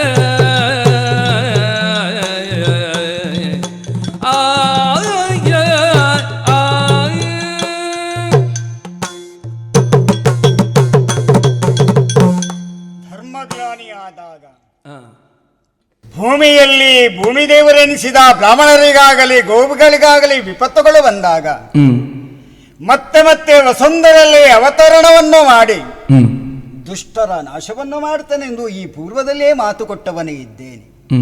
ಈ ಕಾಲಘಟ್ಟದಲ್ಲಿ ಭೂವನಿತೆ ದುರೋರು ಮಾಡುತ್ತಿರುವ ಅಧರ್ಮಗಳಿಂದ ಕರ್ಮಬಂಧನದಿಂದ ನಲುಗಿದ್ದೇನೆ ಸ್ವಾಮಿ, ಇದನ್ನು ನಾನು ಹೊರಲಾರೆ ಅಂತ ಅವಳೆ ಕಂಬನಿಯನ್ನು ಸುರಿಸಿದ ಕಾಲಕ್ಕೆ ಇಳಿದು ಬರದಿರಲಾದೀತೆ ನನ್ನಿಂದ. ಪುಣ್ಯಮಯವಾದ ವೈಕುಂಠದಿಂದ ಇಳಿದು ದೇವಕಿಯ ಗರ್ಭವನ್ನೇ ವೈಕುಂಠವಾಗಿಸಿ 8ರ ನಂಟನ್ನು ಪಡೆಕೊಂಡು ಕೃಷ್ಣನೆಂಬ ವಿಧಾನದಿಂದ ಈ ದ್ವಾಪರದಲ್ಲಿ ಜನ್ಮವನ್ನು ತಡೆದೆ. ಮಧುರೆಯಲ್ಲಿ ಜನ್ಮವನ್ನು ತಡೆದರೂ ಕೂಡ ಮಧುರೆ ಮುಂದಿನ ಜೀವನಕ್ಕೆ ನನಗೆ ಹಸನಾಗುವುದಿಲ್ಲ. ಮನಗಂಡ ನಾನು ನಂದಗೋಕುಲದಲ್ಲಿ ಬೆಳೆದೆ. ಅನೇಕ ಕಾಯಕಗಳನ್ನು ಅಲ್ಲಿ ನಾನು ಮಾಡಿದೆ. ನಿಜವಾಗಿ ಗೋಪಿಕಾಶ್ರೀಯರು ಎಂತೂ ಇರಬೇಕು, ಅವರ ಜೀವನ ಪದ್ಧತಿ ಎಂತು ಎಲ್ಲವನ್ನು ಮರೆತು ಸಂಸ್ಕಾರ ಆಗಿ ಬದುಕಿದ ಕಾಲಕ್ಕೆ ಅವರನ್ನು ಉದ್ಧರಿಸಿದೆ ನಾನು. ಅವರಿಗೆ ನಿಜವಾದ ಮನುಕುಲದ ಧರ್ಮಗಳೇನೆಂಬುದನ್ನು ತಿಳಿಯಪಡಿಸುವುದಕ್ಕೆ ನಾನಾ ನಾಟಕಗಳನ್ನು ಆಡಿದರೂ ಕೂಡ ಅದನ್ನೆಲ್ಲವೂ ಮನುಮುನಿಗಳು ಲೀಲೆ ಅಂತ ಹೇಳಿದ್ರಲ್ಲ. ವಿರೋಧಿಸುವವರು ಅನೇಕ ಮಂದಿಗಳಿದ್ದಾರೆ. ನಾನು ನಡೆದ ದಾರಿಯೂ ನಿಜವಾಗಿ ತಪ್ಪು ಅಂತ ಅಂದವರೂ ಇದ್ದಾರೆ. ಆದ್ರೆ ನಮಗೆ ಪ್ರಧಾನವಾದದ್ದು ಋಷಿ ಪರಿಷತ್ತು ಏನನ್ನುತ್ತದೆ ಎನ್ನುವುದು. ಆತನ ಮೂಲಕವಾಗಿ ನನ್ನನ್ನು ಒಪ್ಪಿ ನಡೆದರು. ಒಂದು ಕಾಲಘಟ್ಟದಲ್ಲಿ ಹಿರಿಯರಿಗೆ ಗೌರವವನ್ನು ಕೊಡುತ್ತಾ ಹಿರಿಯರ ಮಾತೆ ಪರಮವೇದ ವಾಕ್ಯವೆಂದು ನಡೆದ ಜೀವನ ಒಂದು ಕಾಲಘಟ್ಟದಲ್ಲಿತ್ತು. ಈಗ ಆಗಲ್ಲ. ಯುಗ ಪರಿವರ್ತನೆ ಆದಾಗ ಆ ಯುಗಕ್ಕೆ ಎಂತು ಬೇಕು ಅಂತೂ ಬದುಕಬೇಕು ಎನ್ನುವ ನೆಲೆಯಲ್ಲೇ ನನ್ನ ಜೀವನವನ್ನು ನಡೆಸಿದ್ದೇನೆ. ಇಲ್ಲಿ ನನಗೆ ಬಂಧು ಬಾಂಧವರಾರು ಯಾರಾದರೂ ಪರಮಸಾತ್ವಿಕರಿದ್ದಾರೋ, ಯಾರು ಇತರರಿಗೆ ಒಳಿತಾಗಲೆಂತ ಹೃದಯಂತರಾಳದಲ್ಲಿ ಬಯಸುತ್ತಾರೋ ಅವರೆಲ್ಲರೂ ನನ್ನವರು ಅಂತ ನಾನು ಬಗೆದಿದ್ದೇನೆ. ಹಾಗೆ ಅಂತೇಳಿ ಅನ್ಯಾಯಗಾರರಾಗಿ ಲೋಕಕಂಟಕರಾಗಿ ಮಾಡಬಾರದನ್ನು ಮಾಡುತ್ತಾ ಸ್ವಾರ್ಥ ಜೀವನವಾಗಿ ತಾನೊಬ್ಬನು ಮಾತ್ರ ಬದುಕುತ್ತೇನೆ, ಇತರರ ಬದುಕು ಏನಾದರೂ ಹಾಗೆ ಹೋಗಲಿ ಅಂತ ಬದುಕುವವರು ಯಾರೇ ಆಗಿರಲಿ ಅವರನ್ನು ನಿಗ್ರಹಿಸ್ತೇನೆ ಅಂತ ಸಂಕಲ್ಪವನ್ನು ಮಾಡಿದ್ದೇನೆ. ಒಂದು ಸಾಕು ತಾನೆ, ನನಗೆ ಸೋದರ ಮಾವ ಕಂಸ ಮಾಡಬಾರದನ್ನೆಲ್ಲವನ್ನೂ ಮಾಡಿದ. ಹ. ಕೇವಲ ರಾಜ್ಯದ ರಾಯಸೆಗಾಗಿ ತನ್ನ ಅಯ್ಯನನ್ನೇ ಸಿಂಹಾಸನದಲ್ಲಿ ಇರಿಸಿ ಸೆರೆಮನೆಗೆ ತಳ್ಳಿದ. ಮೊದಲ ಅಪರಾಧವನ್ನು ಮಾಡಿದ. ನಭೋವಾಣಿ ಆಯಿತು, ಮುಂದೆ ನಿನ್ನನ್ನು ಕೊಲ್ಲುವುದಕ್ಕಿಂತವನೊಬ್ಬನು ಬರ್ತಾನೆ ಅಂತ ಮನಕಂಡ ಬಳಿಕವೂ ತನ್ನ ಮನಸ್ಸಿನಲ್ಲಿ ಯಾವ ಪರಿವರ್ತನೆಯನ್ನು ಮಾಡಿಲ್ಲ. ಮತ್ತಷ್ಟು ವಸುಂಧರೆಯಲ್ಲಿ ನಾನು ಬದುಕುತ್ತೇನೆ, ಚಿರಂಜೀವಿಯಾಗುತ್ತೇನೆ. ಎಂಥ ಮೂರ್ಖತನ ಅವನದು ಅಂತ ನಾನು ಹೇಳುತ್ತೇನೆ. ನನ್ನನ್ನು ಕೊಲ್ಲುವುದಕ್ಕಾಗಿ ನಂದಗೋಕುಲಕ್ಕೆ ಅನೇಕರನ್ನು ಕಳಿಸಿಕೊಟ್ಟರೆ ಅವರನ್ನು ಲೀಲಾಜಾಲವಾಗಿ ಕೊಂದು ಸೈಮೆನಿಗೆ ಅಟ್ಟಿದ್ದೇನೆ. ಆ ಮಳಿಗೂ ತಿಳಿದಿಲ್ಲ, ಬುದ್ಧಿಬಲ್ಲಿಂದ ಅಂತ ಏನು ಮಾಡುವುದಕ್ಕೆ ಸಾಧ್ಯ. ಕೊನೆಗೆ ಮಧುರೆಯಲ್ಲಿ ಬಿಲ್ಲ ಹಬ್ಬದ ನೆವದಿಂದ ಸಾಗಿದ ಕಾಲಕ್ಕೆ ಮಾವನನ್ನು ಕೊಂದು ಕೆಡವಿದೆ. ಲೋಕಕ್ಕೆ ಶಾಂತಿ ಆಯಿತೋ ಇಲ್ವೋ? ಅಜ್ಜನನ್ನು ಸೆರೆಮನೆಯಿಂದ ಬಿಡಿಸಿದೆ. ಅಜ್ಜನಿಗೆ ಮತ್ತೆ ಪಟ್ಟವನ್ನು ಕೊಟ್ಟೆ. ಮಾತಾಪಿತೃಗಳನ್ನು ಸೆರೆಮನೆಯಲ್ಲಿ ಬಿಡಿಸಿದ ಕಾಲಕ್ಕೆ ಆನಂದ ಭಾಷಣವನ್ನು ನನ್ನ ತಂದೆ ತಾಯಿಗಳು ಹೊಂದಿದರು. 2 ವಸ್ತವನ್ನು ನನ್ನ ನೆತ್ತಿಯ ಮೇಲಿಟ್ಟು ನನ್ನನ್ನು ಪರಿಪೂರ್ಣವಾಗಿ ಅನುಗ್ರಹಿಸಿದರು. ಮುಂದೆ ಜೀವನ ಏನು ಅಂತ ಕೇಳಿದಾಗ ಜರಸಂಧನಿಂದ ಬಂತಲ್ಲ ಉಪಟಳ. ಆತನಲ್ಲಿ ಹೋರಾಡುತ್ತಾ ಕೊಲ್ಲುವುದಕ್ಕೆ ಆಗುವುದಿಲ್ಲ ಅಂತ ಅಲ್ಲ, ಕೊಲ್ಲಬಹುದಿತ್ತು. ಕಾಲದ ಘಟ್ಟಕ್ಕೆ ನಾನಾದರೂ ಕಾಯಲೇಬೇಕಲ್ವ. ಆ ನೆಲೆಯಲ್ಲಿ ಮುಂದುವರಿದು ಓಡಿ ಎತ್ತರವಾದ ಗೋವಂತರ ಪರ್ವತದಿಂದ ಕೆಳಗೆ ಧುಮುಕಿದೆ. ಸಾಗರಕ್ಕೆ ತೇಲಿದ್ದನ್ನೇ ಎಷ್ಟನ್ನು ತೇಲಿಸುವುದಲ್ವ, ಮುಳುಗಿದ್ದನ್ನು ತೇಲಿಸುವ ಅಂತ ಆಯಿತು. ಶಾಪಗ್ರಸ್ತವಾಗಿ ಕಳೆದಿದ್ದ ಭೂಮಿಯನ್ನು ಮತ್ತೆ ಉದ್ಧರಿಸಿದೆ. ದೇವಶಿಲ್ಪಿಗಿಂದಲೇ ನಿರ್ಮಾಣವಾಯಿತು ದ್ವಾರಕೆ. ದ್ವಾರಕೆ ಅಂತ ನಿರ್ಮಾಣವಾದಾಗ ಎಲ್ಲ ಕಡೆಯಲ್ಲಿ ಬಾಗಿಲು ಹೌದು, ಅದಕ್ಕೊಂದು ಅಪಪ್ರಚಾರ ಬಂತು. ಕೃಷ್ಣನಿಗೆ ವಿರೋಧದವರು ಬೇಕಾದಷ್ಟು ಇದ್ದಾರೆ, ಕೃಷ್ಣ ಓಡುವುದಕ್ಕೆ ಅನೇಕ ದ್ವಾರಗಳನ್ನು ಇರಿಸಿದ್ದಾನೆ ಅಂತ. ಅದು ಅರ್ಥ ಅಲ್ಲ. ಯಾರು ನನ್ನನ್ನು ಕಾಣಬೇಕು ಅಂತ ಬಯಸ್ತಾರೋ, ಯಾರು ಆರ್ತರಿದ್ದಾರೋ, ತನ್ನಂತರಂಗದ ನೋವನ್ನು ತೋಡಿಕೊಳ್ಳುವುದಕ್ಕೆ ಯಾವ ಕಡೆಯಿಂದ ಬೇಕಾದರೂ ನನ್ನಲ್ಲಿ ಬನ್ನಿ. ನನ್ನ ಮನೆಯ ಬಾಗಿಲು ತೆರೆದಿದೆ, ನನ್ನ ಹೃದಯದ ಬಾಗಿಲು ತೆರೆದಿದೆ ಅಂತ ನಾನು ಸ್ವಾಗತವನ್ನು ಕೋರಿದೆ. ಅನ್ನನಾದ ಬಲಭದ್ರ ದೇವನಿಗೆ ಅಲ್ಲಿಯ ಸಿಂಹಾಸನದ ಪಟ್ಟವನ್ನು ಕೊಟ್ಟೆ. ಯಾದವರೇ ಎಂದರೆ ಒಬ್ಬರಲ್ಲ, ಅನೇಕ ಗುಂಪುಗಳುಂಟು. ಒಬ್ಬರನ್ನು ಕಂಡ್ರೆ ಒಬ್ಬರಿಗೆ ಆಗುವುದಿಲ್ಲ. ಆದರೆ ಅವರೆಲ್ಲರನ್ನು ತನ್ನ ಮುಷ್ಟಿಯಲ್ಲಿ ಇರಿಸಿಕೊಂಡು ಈಗೊಂದು ಬದುಕಬೇಕು ಅಂತ ಅವರಿಗೆ ತೋರಿಸಿಕೊಟ್ಟ ಕಾಲಕ್ಕೆ ಒಪ್ಪಿಕೊಂಡ್ರು ಅವರು. ಈಗ ಎಲ್ಲರೂ ಸುಖದಿಂದ ಬದುಕುತ್ತಾ ಇದ್ದೇವೆ. ಏಕಪತ್ನಿ ವ್ರತಸ್ಥ ಒಂದು ಕಾಲಘಟ್ಟದಲ್ಲಿ, ಈಗಾಗಲ್ಲ ಬಹುಪತ್ನಿ ವಲ್ಲಭನಾಗಿದ್ದೇನೆ. 8 ಮಂದಿ ಮಡದಿಯರಿದ್ದಾರೆ. ನನ್ನ ಸಂಕಲ್ಪದಂತೆ ಸುಖವಾಗಿ ನಡೆಯುತ್ತಾ ಉಂಟು. ಯೋಚಿಸುತ್ತಾ ಹೋದ್ರೆ ಯಾವ ಕಾಲಘಟ್ಟದಲ್ಲಿ ಸುಖ ಉಂಟು ಅಂತ ಹೇಳಲಿಕ್ಕಾಗುವುದಿಲ್ಲವಲ್ಲ. ಇರಬೇಕಾದ ಕಾಲದಲ್ಲಿ ಏರಿಳಿತಗಳು ಉಂಟೇ ಉಂಟು ಅಂತ ಗಮನವನ್ನು ಕಂಡಾಗ ಯಾರದೂ ಸ್ವಾಮಿ ಚರಣದೊಳರಗಿದ ಸುರಪನ ಶಿರವನ್ನು ಇರದೆತ್ತುತ್ತಾಗ ಮಾಧವನು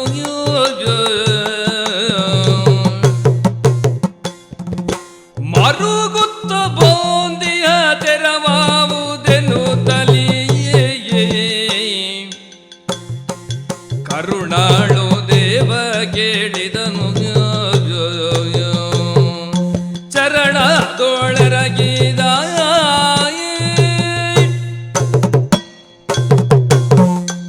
ಶತಮಕಾಧಿಪನೇ. ಸ್ವಾಮಿ, ನಿನ್ನ ಬರೋಣ ಕಂಡು ಅಚ್ಚರಿಗೊಂಡೆ ನಾನು. ಬರಬಾರುದಂತಲ್ಲ, ಆದ್ರೆ ಇಲ್ಲಿಯ ದ್ವಾರಕೆವರೆಗೆ ನಿನ್ನ ಪ್ರಯಾಣ ಅಚ್ಚರಿಯನ್ನು ಒಂದು ಕಡೆ ಉಂಟು ಮಾಡಿದ್ದು ಹೌದು. ಬಂದ ಕೂಡಲೇ ನನ್ನ ಚರಣಕ್ಕೆ ರಗಿದೆಯಲ್ಲ ಸ್ವಾಮಿ, ಉಭಯ ಕರಗಳಿಂದ ಎತ್ತಿ ಹಿಡಿದಿದ್ದೇನೆ. ಒಂದು ಬಾರಿ ನಿನ್ನನ್ನು ಆಲಂಗಿಸಿಕೊಳ್ಳಲೇ? ಸ್ವಾಮಿ, ನಿನ್ನ ಚರಣವೇನು ಸಾಮಾನ್ಯದ ಚರಣವಲ್ವಲ್ಲ. ಒಂದು ಕಾಲದಲ್ಲಿ ಬಲಿಯನ್ನು ದಮನ ಮಾಡುವುದಕ್ಕಾಗಿ ನೀನು ವಾಮನನಾಗಿ ಅವತಾರವನ್ನು ಮಾಡಿದಾಗ ತ್ರಿವಿಕ್ರಮ ರೂಪವನ್ನು ತಾಳಿ ನಿನ್ನ ಕಾಲಿನ ಉಗುರು ವ್ಯೋಮಕ್ಕೆ ತಾಗಿ ಆ ಸುರಗಂಗೆಯನ್ನು ತಂದವ ನೀನು. ನಿನ್ನ ಚರಣದಿಂದ ಉದ್ಭವೆಯಾದಂತಹ ಗಂಗೆ ತ್ರಿಪಥಗಾಮಿನಿಯಾಗಿ 3 ಲೋಕವನ್ನು ಉದ್ಧಾರ ಮಾಡಿದ್ದಾಳೆ. ಅದೇ ರೀತಿ ರಾಮಾವತಾರದಲ್ಲಿ ಕಲ್ಲಾಗಿದ್ದಂತಹ ಅಲ್ಲಿಯ ಶಾಪವನ್ನು ವಿಮೋಚನೆ ಮಾಡಿ ಉದ್ಧಾರ ಮಾಡಿದಂತಹ ಪರಮ ಪುಣ್ಯ ಪಾದವಿದು ದೇವೇಂದ್ರ.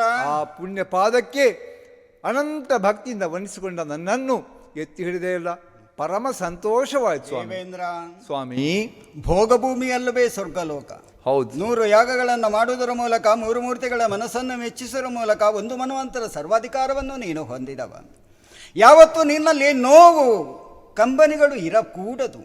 ಯಾಕೆ ಕೇಳಿದರೆ ಇತರ ಹಿತವನ್ನು ಬಯಸುತ್ತಾ ಇತರ ನೋವನ್ನು ಕಳಚುವ ಯೋಗ್ಯತೆ ಪಾತ್ರತೆ ನಿನಗೂ ಉಂಟು. ಆದರೆ ನೀನು ನಮಸ್ಕರಿಸ್ತಿ ನನ್ನ ಮುಖವನ್ನು ಕಂಡಾಗ ನಿನ್ನ ಮುಖದಲ್ಲಿ ಸುಖ ಇಲ್ಲ ಅಂತ ನನಗೆ ಅನ್ನಿಸುವುದು. ಯಾಕೆ ಬಲ್ಲೆಯ? ನಿನ್ನ ಕಣ್ಣಂಚಿನಲ್ಲಿ ಧಾರಾಪೂರ್ವಕವಾಗಿ ಕಂಬನಿ ಸುರಿಸುತ್ತಾ ಉಂಟು. ತ್ರೈತ್ರಂಶತ್ಕೋಟಿ ದೇವತೆಗಳಿಗೆ ಒಡೆಯನಾದ ನೀನು ನಿನ್ನ ಕಣ್ಣಂಚಿನಲ್ಲಿಯೂ ಕಂಬನಿಯ. ಒಂದು ವೇಳೆ ಕಂಬನಿಯೇ ಇದುಗುವುದು ಅಂತಾದರೆ ಮೇಲೋಕದಲ್ಲಿ ಶಿವನೇ ಇದ್ದಾನೆ, ಬ್ರಹ್ಮನೇ ಇದ್ದಾನೆ. ಕೈಲಾಸಕ್ಕೆ ಸಾಗಲಿಲ್ಲ, ನೀನು ಸತ್ಯಲೋಕಕ್ಕೆ ಹೋಗಲಿಲ್ಲ, ನನ್ನನ್ನೇ ಅರಸುತ್ತಾ ಇಲ್ಲಿವರೆಗೆ ಬಂದಿದ್ದಿ ಅಂತಾದರೆ ಅಂತರಂಗದಲ್ಲಿ ಬಹುತೇಕ ನೋವುಂಟು ಅಂತ ನನಗನ್ನಿಸ್ತಾ ಉಂಟು. ನಿರ್ಭಯದಿಂದ ಇರು. ಏನು ಅಂತರಂಗದ ನೋವು, ಯಾಕೆ ಕಂಬನಿ? ಒಂದು ಬಾರಿ ಸವಿಸ್ತಾರವಾಗಿ ತಿಳಿಸ್ತೀಯ ನನಗೆ? ಸ್ವಾಮಿ ಶ್ರೀ ಮನೋಹರಯ್ಯ ಸ್ವಾಮಿ ಪ್ರೇಮದೆ ಕೇಳು ಸ್ವಾಮಿ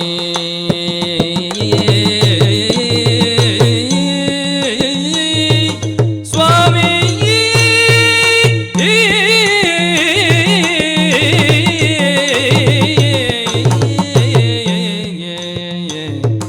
ಸ್ವಾಮಿ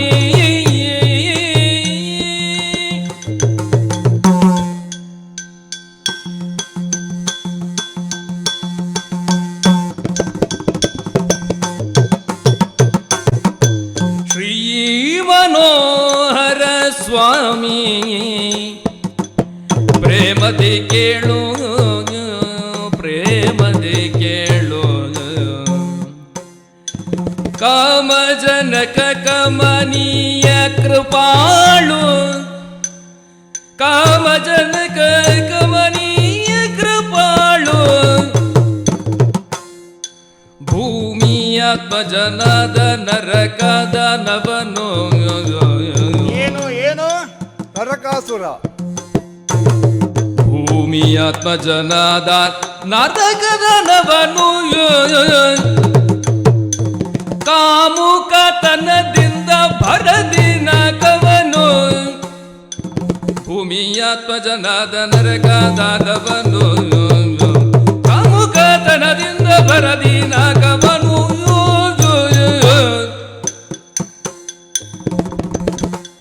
ಶ್ರೀ ಮನೋಹರ ಸ್ವಾಮಿ ಪ್ರೇಮದೆ ಕೇಳು ಸ್ವಾಮಿ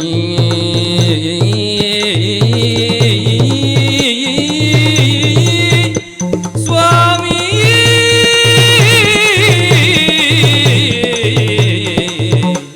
ಕೇಳು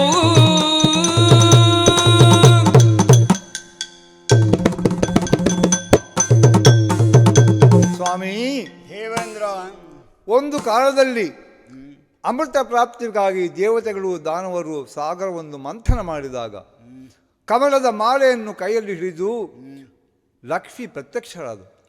ಆ ಕಾಲದಲ್ಲಿ ದೇವತೆಗಳು ದಾನವರು ಬ್ರಹ್ಮಾದಿಗಳು ಎಲ್ಲರೂ ಇದ್ದಂತಹ ಜಾಗದಲ್ಲಿ ಒಬ್ಬೊಬ್ಬರನ್ನೇ ನೋಡ್ತಾ ನೋಡ್ತಾ ನೋಡ್ತಾ ಮುಂದೆ ಬಂದಂತಹ ಆ ಮಹಾಲಕ್ಷ್ಮಿ ಆಕೆಯ ಮನಸ್ಸನ್ನು ನೀನು ಹರಣ ಮಾಡಿದೆ ಸ್ವಾಮಿ. ನಿನ್ನನ್ನು ಒಲಿದು ಈತನೇ ನನಗೆ ಪತಿ ಅಂತ ನಿನಗೆ ಮಾಲೆಯನ್ನು ಹಾಕಿದ್ದಿ. ಹೇ ಶ್ರೀ ಮನೋಹರ. ಅವಳಿಗೆ ಕಂಡದ್ದು ಶ್ರೀ ಮನೋಹರನಾಗಿ. ಹೌದು. ಆದ್ರಿಂದ ಆಕೆಯನ್ನು ಎದೆಯಲ್ಲಿ ಇಟ್ಟುಕೊಂಡು ಶ್ರೀವತ್ಸ ಎಂಬ ಬಿರುದನ್ನು ಪಡೆದವು. ಅವಳೇ ಬೇಡಿಕೆ ಇದ್ದದ್ದು. ಚಾಂಚಲ್ಯ ಸ್ವಭಾವ ಉಂಟು, ಆದುದರಿಂದ ಸ್ಥಿರವಾಗಿ ಇರುವುದಕ್ಕೆ ಜಾಗ ಕೊಡಬೇಕು ಅಂತ ಕೇಳಿದ ಕಾಲಕ್ಕೆ ಅಸ್ತು ಅಂತ ಹೇಳಿದ್ದೇನೆ. ಅಷ್ಟು ಮಾತ್ರವೇ, ಮತ್ತೆ ಮನ್ಮಥ ಲೋಕದಲ್ಲಿ ಸುಂದರ ಅಂತ ಹೇಳ್ತಾರೆ. ಆದರೆ ಮನ್ಮಥನಿಗೆ ಅಪ್ಪ ನೀನು. ಮನ್ಮಥನಂತೆ ಕಮನೀಯವಾದ ಸುಂದರವಾದಂತಹ ರೂಪವನ್ನು, ಅದಕ್ಕಿಂತ ಕೋಟಿ ಮನ್ಮಥರಿಗೆ ಸಮಾನದಂಥ ರೂಪವನ್ನು ಹೊಂದಿದವ ನೀನು. ಅಷ್ಟು ಮಾತ್ರವೇ, ಕೃಪಾಳು ಭಕ್ತವತ್ಸಲ. ಭಕ್ತರಿಗೆ ಕಷ್ಟಗಳು ಬಂದಾಗ, ಸಜ್ಜನರಿಗೆ ಕಷ್ಟಗಳು ಬಂದಾಗ ಅವರನ್ನೆಲ್ಲ ಪರಿಹರಿಸಿಕೊಡ್ತೇವೆ ಅಂತ ಆಶ್ವಾಸನೆ ಕೊಟ್ಟವ ನೀನು. ನನ್ನ ರೂಪವನ್ನು ವರ್ಣಿಸ್ತೀಯ ನೀನು, ನನ್ನದಾದಂಥ ಎಲ್ಲವನ್ನು ವರ್ಣಿಸ್ತೀಯ. ಕಣ್ಣಲ್ಲಿ ನೀರುಂಟು, ಇದಕ್ಕದಕ್ಕೂ ಸಂಬಂಧ ಇಲ್ಲ. ಸಂಬಂಧ ಉಂಟು ಸ್ವಾಮಿ. ಏನು? ನೀನು ಕೊಟ್ಟ ಮಾತು, ಯದಾ ಯದಾ ಹಿ ಧರ್ಮಸ್ಯ ಗ್ಲಾನಿಹಿ ಭವತಿ ಭಾರತ ಅಭ್ಯುತ್ಥಾನಂ ಅಧರ್ಮಸ್ಯ ತತ್ ಆತ್ಮಾನಂ ಸೃಜಾಮ್ಯಹಂ ಪರಿತ್ರಾಣಾಯ ಸಾಧೂನಾಂ ವಿನಾಶಾಯ ಚ ದುಷ್ಕೃತಾಂ ಧರ್ಮ ಸಂಸ್ಥಾಪನಾರ್ಥಾಯ ಸಂಭವಾಮಿ ಯುಗೇ ಯುಗೆ ಅಂತ ನೀನು ಹೇಳಿದ್ದಂತೆ. ನಾನು ಹೇಳಿದ್ದೆಲ್ಲ ಸರಿ ನೆನಪುಂಟಲ್ಲ ನಿನಗೆ? ನಾನು ಬಾಯ್ಪಾಠ ಕಲ್ತದ್ದು. ಒಳ್ಳೇದೆ. ಯಾಕಂದ್ರೆ ನಿನ್ನ ಸಜ್ಜನರ ಮಾತುಗಳನ್ನು ಹೇಳ್ತಾ ನನಗೆ ಇದ್ರೆ ಏನಾಗಿದೆ ಸ್ವಲ್ಪ ಗೊತ್ತಾ? ಆದ್ರೂ ಅವರ ಗುಣ ನಮಗೆ ಬರಲಿ ನನಗೆ ಅಂತ. ಗೊಂದಲ ಏನು ಗೊತ್ತಾ, ಚಿಂತೆಗೀಡಾದಂತೆ ನಿನ್ನ ಮುಖದಲ್ಲಿ ಎದ್ದು ಕಾಣುತ್ತಾ ಇದ್ದೇನೆ. ನಾನು ಗೊಂದಲಮಯವಾಗಿದೆ, ಭಯಭೀತನಾಗಿದೆ. ಈ ಭಯಭೀತತೆ ತನುಮಧ್ಯದಲ್ಲಿ ಇಷ್ಟೆಲ್ಲ ಮಾತಾಡ್ತೀಯಲ್ಲ, ಅದು ವಿಶೇಷ ಅಂತ ಅನಿಸ್ತದೆ ಅದಕ್ಕೆ ನನಗೆ. ಕಾರಣ ಅಂದ್ರೆ ನೀನು ಕೊಟ್ಟ ಆಶ್ವಾಸನೆಯನ್ನು ನಿನಗೆ ಸ್ವಲ್ಪ ನೆನಪು ಮಾಡಿಕೊಂಡ್ರೆ ನಮ್ಮ ಕೆಲಸ ಸುಲಭ ಆಗಬಹುದು ಅಂತ. ಈಗ ಮುಂದುವರಿಸೋಣ. ಯಾವುದದು ಸ್ವಾಮಿ, ಏನಾಯ್ತು? ಭೂಮಿಯ ಸುತನಾಗಿರುವಂತಹ ನರಕಾಸುರ ದಾನವ ಆ ಬ್ರಹ್ಮದೇವರ ವರದಿಂದ ಗರ್ವಿತನಾಗಿ ದೇವತೆಗಳ ಸ್ವರ್ಗಕ್ಕೆ ಆಕ್ರಮಣವನ್ನು ಮಾಡಿ ನಮ್ಮನ್ನೆಲ್ಲ ಯುದ್ಧದಲ್ಲಿ ಸೋಲಿಸಿದ್ದಾನೆ. ಅವನಿಗೆ ಬ್ರಹ್ಮದೇವರ ವರ ಏನು? ನಿನ್ನ ತಂದೆ ತಾಯಿಗಳು ನಿನ್ನ ಎದುರಿಗೆ ನಿಂತು ಯುದ್ಧವನ್ನು ಮಾಡಿ ಬಾಣ ಪ್ರಯೋಗ ಮಾಡಿದರೆ ಮಾತ್ರ ನಿಮಗೆ ಮೃತ್ಯು. ಆದ್ರಿಂದ ಬೇರೆ ಯಾರೂ ಅವನನ್ನು ಕೊಲ್ಲುವಾಗೆ ಇಲ್ಲ. ನನ್ನ ವಜ್ರವೂ ಕೂಡ ಅವನ ಎದುರು ವಿಫಲವಾಗಿದೆ. ಇಂತಹ ಕಾಲದಲ್ಲಿ ನಿನ್ನ ಹತ್ತಿರ ಯಾರು ಬರ್ತಾರೆ? ಆರ್ತಃ, ಜಿಜ್ಞಾಸು, ಅರ್ಥಾರ್ಥಿ, ಜ್ಞಾನಿ, 4 ಜನ ಭಕ್ತರಿಗೆ ಪ್ರಿಯಂತೆ. ಅವರಲ್ಲಿ ಆರ್ತನಾಗಿ ದುಃಖಿತನಾಗಿ ನಿನ್ನ ಶರಣಾರವಿಂದಕ್ಕೆ ನಾನು ಬಂದಿದ್ದೇನೆ.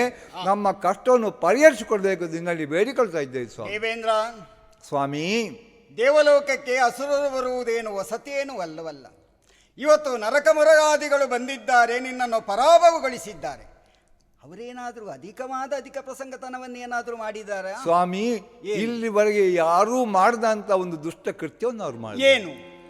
ಸುರಪಾಯ್ ಐತಂದು ದುರದ ಎಲ್ಲರನು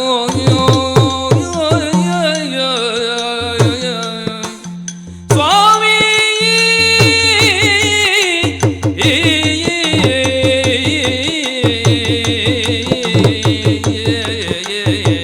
ಸ್ವಾಮಿ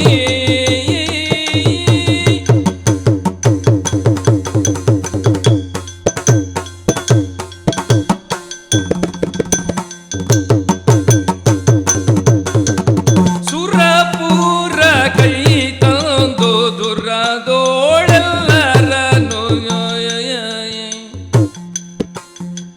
ಹರಿಗೈದು ಸತ್ವಸ್ತು ಪುರಕ್ಕೆ ಹರಿಗೈದು ಸತ್ವಸ್ತು ಪುರಕ್ಕೆ ವೈದ್ಯನು ಪರಮ ಪಾವನೆ ಮಾತೆಯ ದೀತಿ ಕುಂಡಲವಯ ಪರಮ ಪಾವನೆ ಮಾತೆ ಅತಿಥಿ ಕುಂಡಲವಯ ವರುಣನ ಮಣಿಶೈಲ ಅಪಹರಿಸಿರುವಯ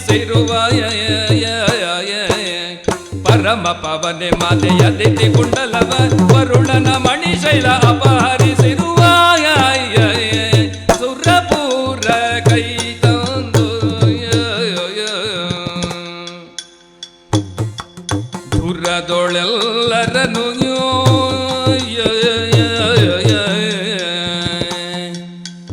ಸ್ವಾಮಿ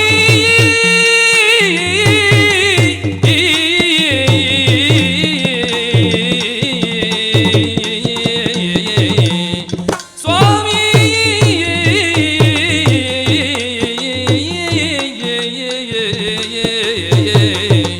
ಸ್ವಾಮಿ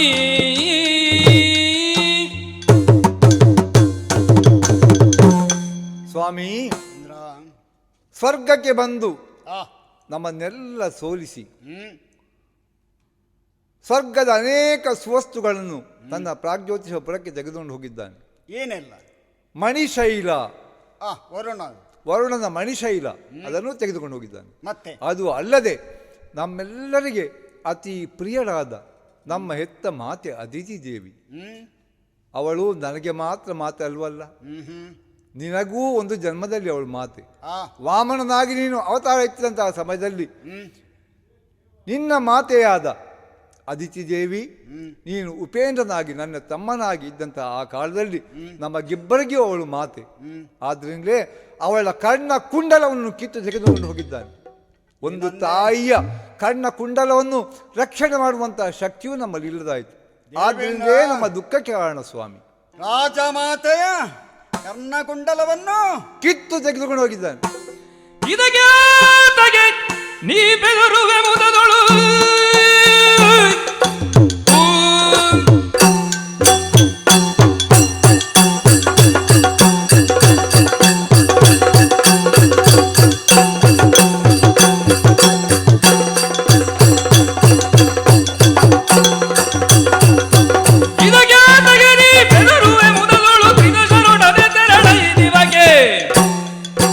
ಅಧಮರ ಸಂಕುಲ ಸದೆದು ಶೀಘ್ರದಲ್ಲಿ ಮುದಗೊಳಿಸುವೆ ನಿನ್ನಾಳ್ತ ತನಗೆ. ದೇವೇಂದ್ರ, ಸ್ವಾಮಿ, ನೀನು ಆಡುತ್ತಿರುವ ಮಾತುಗಳನ್ನು ಕೇಳಿದಾಗ ಎಲ್ಲಿಯೂ ಸಿಟ್ಟು ಅಂತ ಬರಲಿಲ್ಲ. ಯಾಕೆ ಬಲ್ಲೆ, ಅಸುರರು ಮೊದಲು ಏನು ಬರುವುದಲ್ವಲ್ಲ ದೇವಲೋಕಕ್ಕೆ. ಅನೇಕ ಬಾರಿ ಬಂದಿದ್ದಾರೆ, ಅನೇಕ ಬಾರಿ ನೀನು ಓಡಿ ಹೋಗಿದ್ಯಾ. ಅನೇಕ ಬಾರಿ ಅಲ್ಲಿ ನಾನು ಇದ್ದಾಗ ಕ್ಷೀರಸಾಗರಾಭ್ಯಡೆಗೆ ಬಂದು ನನ್ನಲ್ಲಿ ಕೇಳಿದ ಕಾಲಕ್ಕೂ ಶಿವನಲ್ಲಿ ಹೇಳಿದ ಕಾಲಕ್ಕೂ ಅವರ ಸಂಹಾರವಾಗಿದೆ. ಆದರೆ ನನಗೆ ಅದಲ್ಲ ಅಂದದ್ದು.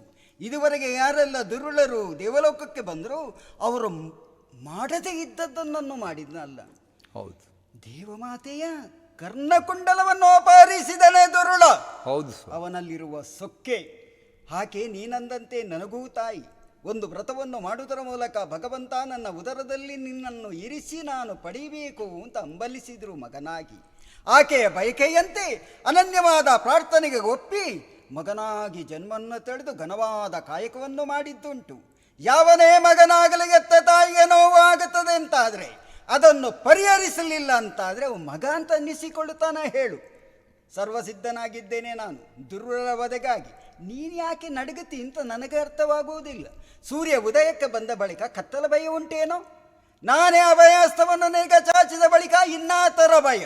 ಕಿರುದ ದಿನದಲ್ಲಿ ಸಮಸ್ತವಾದ ಕಳಸಂಕುಳವನ್ನು ನಾಶ ಮಾಡಿ ಯಾವ ವಸ್ತುಗಳನ್ನೆಲ್ಲವನ್ನು ಅಪಹರಿಸಿದರು ಮತ್ತೆ ದೇವಲೋಕದಲ್ಲಿ ಸ್ಥಿರ ನಾನುಗೊಳಿಸ್ತೇನೆ. ನಿಶ್ಚಿಂತನಾಗು.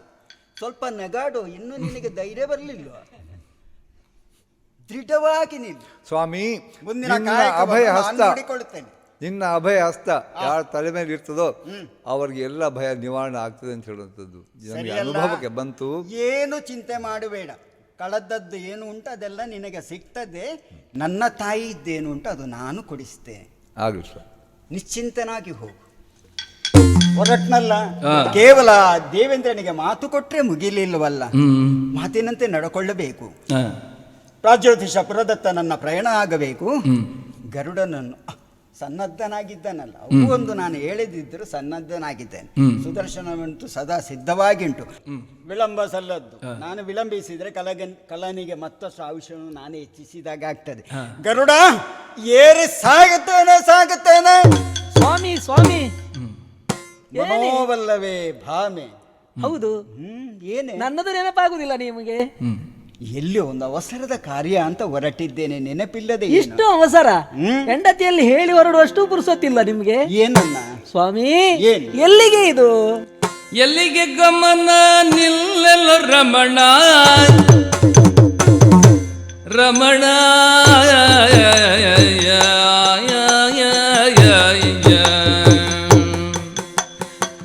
ರಮಣ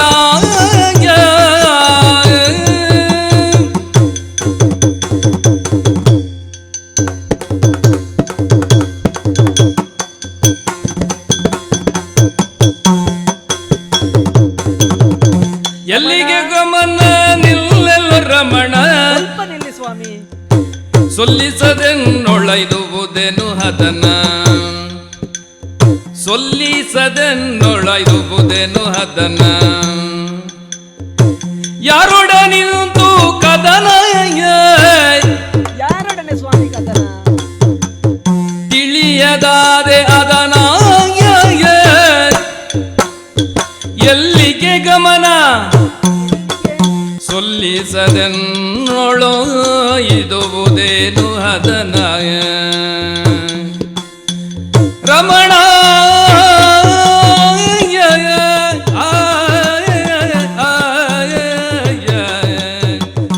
ರಮಣ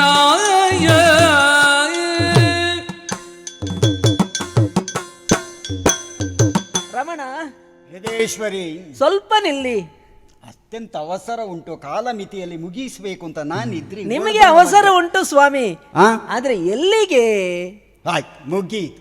ಯಾವುದಾದ್ರೂ ಒಳ್ಳೆ ಕೆಲಸಕ್ಕೆ ಹೋಗುವಾಗ ಎಲ್ಲಿಗೆ ಎಂಬ ಒಂದು ಶಬ್ದ ಪ್ರಯೋಗ ಮಾಡಿದ್ರೆ ಹೋದ ಕೆಲಸ ಆಗ್ತದೇನೆ, ಅಷ್ಟು ನಿನಗೆ ಗೊತ್ತಿಲ್ವ?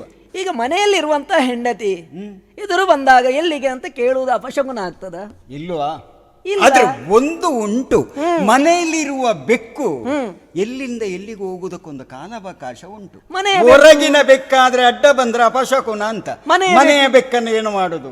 ನೀನ್ ನನ್ನ ಮನೆಯ ಬೆಕ್ಕು ಹೌದು, ನನ್ನ ಮನದ ಬೆಕ್ಕು ಹೌದು. ಈಗ ಬೇಗ ವಿಷಯ ಎಂತದ್ದು ಹೇಳು? ಅಲ್ಲ, ನೀವು ಎಂದಿನಾಗಿಲ್ಲ ಮುಖದಲ್ಲಿ ಮಂದಹಾಸ, ಮಂದಹಾಸ ಕಾಣುದ? ಇದು ಕಿರುನಗೆ ಉಂಟು. ಅವಸರವಾಗಿ ಹೊರಟಿದ್ದೀರಿ. ಹೊರಟಂತ ನಿಮ್ಮನ್ನು ಕಾಣುವಾಗ ಎಲ್ಲಿಗೆ ಗಮನ? ಏನೋ ಯಾವುದೋ ಒಂದು ವಿಚಾರದ ಗಡ್ಡೆಗೆ ನೀವು ಗಮನವನ್ನು ಕೊಟ್ಟಿದ್ದೀರೋ? ಅಲ್ಲ, ಗಮನ ಅಂತ ಹೇಳಿದ್ರೆ ಎಲ್ಲಿಗೋ ಪ್ರಯಾಣವು. ಹಾಗಾದ್ರೆ ಪ್ರಯಾಣವನ್ನು ಬೆಳೆಸಬೇಕು ಅಂತ ಆದ್ರೆ ಕಾರಣ ಬೇಕಲ್ಲ. ಹಾಗಾದ್ರೆ ಯಾರಲ್ಲಿ ಕದನ? ನಿಮಗೆ ಈಗ ವಿರೋಧಿಗಳು ಅಂತ ಯಾರೂ ಇಲ್ಲ. ಹಾಗಾದ್ರೆ ನಿಮಗೆ ವಿರೋಧವನ್ನು ವ್ಯಕ್ತಪಡಿಸಿದವರು ಯಾರು? ಅದು ಬೇಕು. ಹಾಗಾದ್ರೆ ಯಾರಲ್ಲಿ ಕದನ, ಎಲ್ಲಿಗೆ ಪಯಣ, ಎಲ್ಲ ವಿಷಯವನ್ನು ಮನೆಯಲ್ಲಿ ಒಂದು ಹೆಂಡತಿ ಇದ್ದಾಳೆ, ಅವಳಲ್ಲಿ ಹೇಳಿ ಹೋಗಬೇಕು ಅಂತ ಅಷ್ಟು ಗೊತ್ತಾಗುದಿಲ್ಲ ಸ್ವಾಮಿ. ಗಂಡ ಏನು ಮಾಡ್ತಾನೆ, ಎಷ್ಟೊತ್ತಿಗೆ ಹೊರಗೆ ಹೋಗ್ತಾನೆ, ಅದನ್ನೇ ಕಾದುಕೊಂಡು ಕೂತುಗಳ ಸಿಗಿಸ್ತಾನೆ. ಅಲ್ಲ, ನೀವು ಹೊರಡುವಾಗ ಒಂದು ಮಾತು ಹೇಳುದು, ಇಂಥ ಕಡೆಗೆ ಒಬ್ಬಳಲ್ಲಿ ಹೇಳಿದ್ರೆ ಸಾಕು. ನಾರಿಮಣಿಯೇ ಕೇಳಿ ಹೊರಟ ವಿಚಾರವ ಗುಣಶೀಲೆ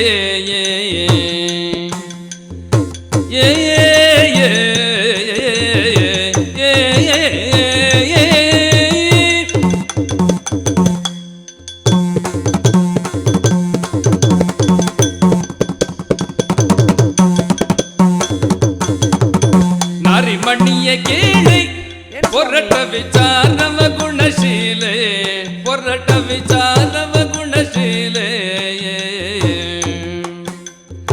ದಾರಿಣಿಯ ಜನರ ಕಣ್ಣು ನಾಗವ, ಏನು ಸ್ವಾಮಿ? ದಾರಿಣಿಯ ಜನರ ಕಣ್ಣು ನಾಗವ ಸೇರುತ್ತ ಸಿರಿಯೋಪಹಾರವ ಗೈದನು. ನಾರಿಮಣಿಯ ಕೇಳಿ ಹೊರಟ ವಿಚಾರವ ಗುಣಶೀಲೆ ಕೇಳೆ.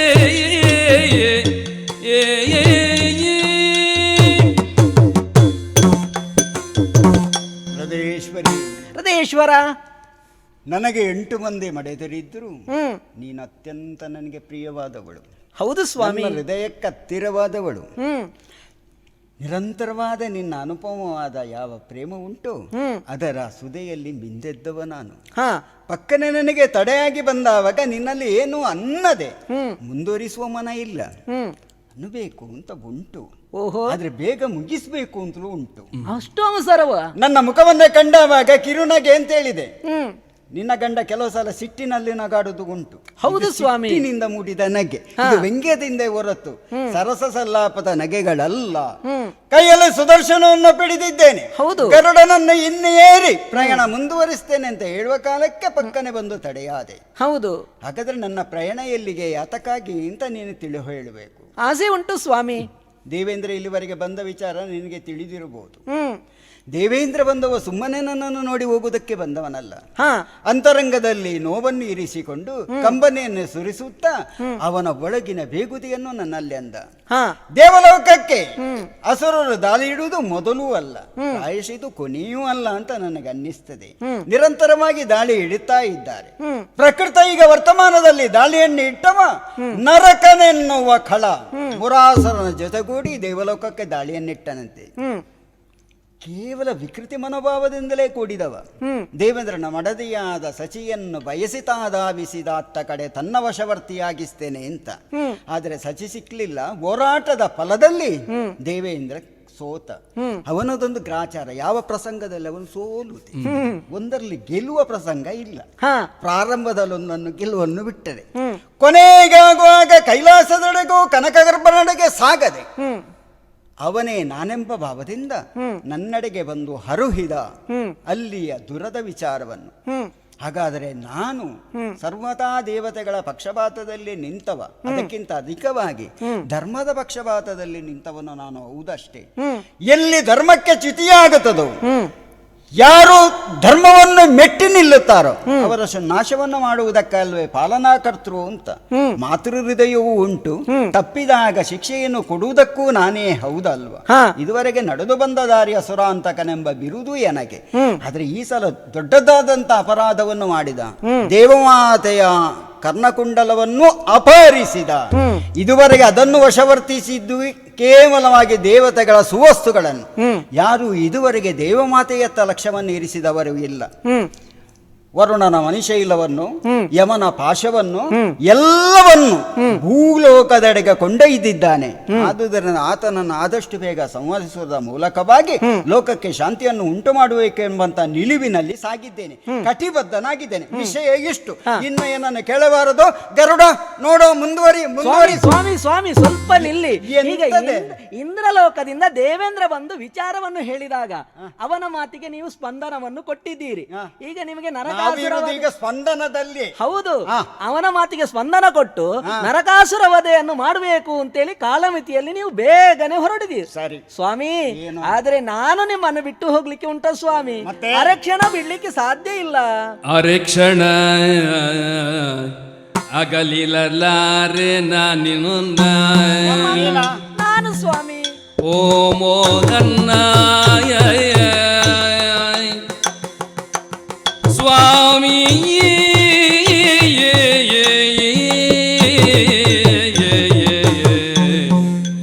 ಸ್ವಾಮಿ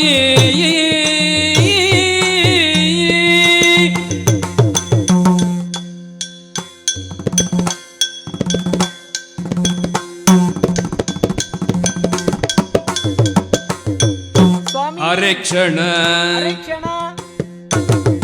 ಅಗಲಿರಲಾರೆ ನಾನಿನ್ನ ಕರೆದೊಯ್ಯಬೇಕಲ್ಲಿಗೆನ್ನ ಮೋಹನ್ನ. ಎಲ್ಲಿಗೆ? ನನ್ನನ್ನು ಅಲ್ಲಿಗೆ. ನರಕನ ವಧಿಸುವ ತೆರಳಿನ ಕವನು. ಹೌದು ಸ್ವಾಮಿ. ನರಕನ ವಧಿಸುವ ತೆರಳಿನ ಕವನು ಪರಿಕಿಸಿ ಬರುವೆ ಆನಂದದೊಳಾನು. ನರಕನ ವಧಿಸುವ ತೆರಳಿನ ಕವನು ಪರಿಕಿಸಿ ಬರುವೆ ಆನಂದದೊಳಾನು.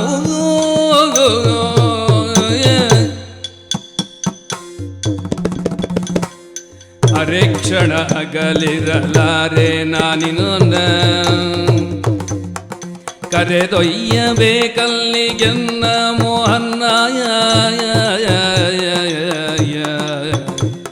ಸ್ವಾಮಿ.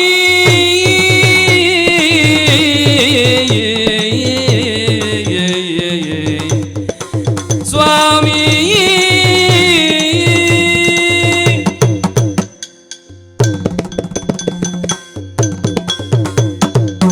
ಸ್ವಾಮಿ, ನಿಮ್ಮ ಕೈ ಹಿಡಿದ ಮೇಲೆ ಒಂದು ಕ್ಷಣವೂ ಕೂಡ ನಾನು ನಿಮ್ಮನ್ನು ಬಿಟ್ಟಿರಲಾರೆ. ಬಿಟ್ಟಿರುವುದಕ್ಕೂ ನನಗೆ ಮನಸ್ಸು ಬರುವುದಿಲ್ಲ. ಸರಿ, ಆದ್ರೆ ಈ ವಿಚಾರವನ್ನು ನನ್ನಲ್ಲಿ ಹೇಳಿದ್ದು ಒಳ್ಳೇದಾಯ್ತು.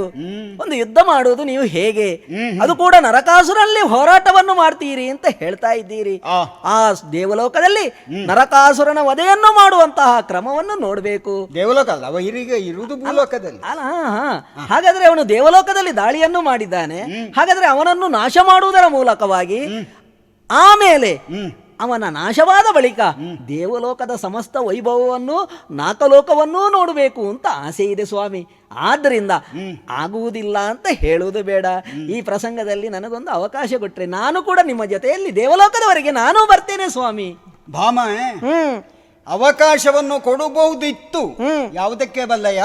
ಊಟಕ್ಕಂತ ಆದ್ರೆ ಊಟವೇನೆ ಜಾಣಿ ಅದು ಹೋರಾಟವು ಮೋಹನ್ನೇ ಜಾಣೆ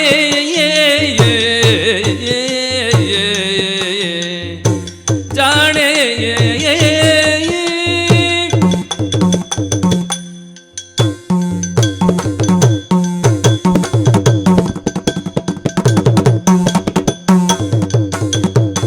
ಊಟವೇನೆ ಜಾಣಿ ಅದು ಹೋರಾಟವು ಮೋಹನ್ನೇ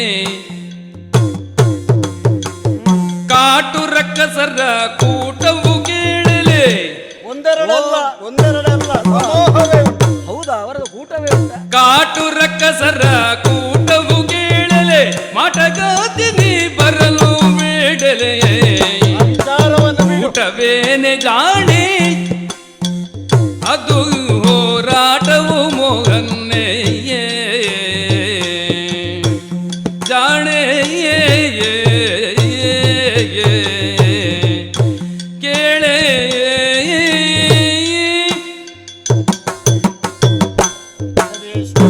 ರದೇಶ್ವರ, ನನ್ನ ಜೊತೆಗೂಡಿ ಬರುವುದರ ಮೂಲಕವಾಗಿ ಅಸುರ ನಾ ವಧಿಸುವ ಪರಿಯನ್ನು ಕಂಡು ತುಂಬಾ ಆನಂದಿಸ್ತೇನೆ. ನೋಡಬೇಕು ಅಂತ ಆಸೆ.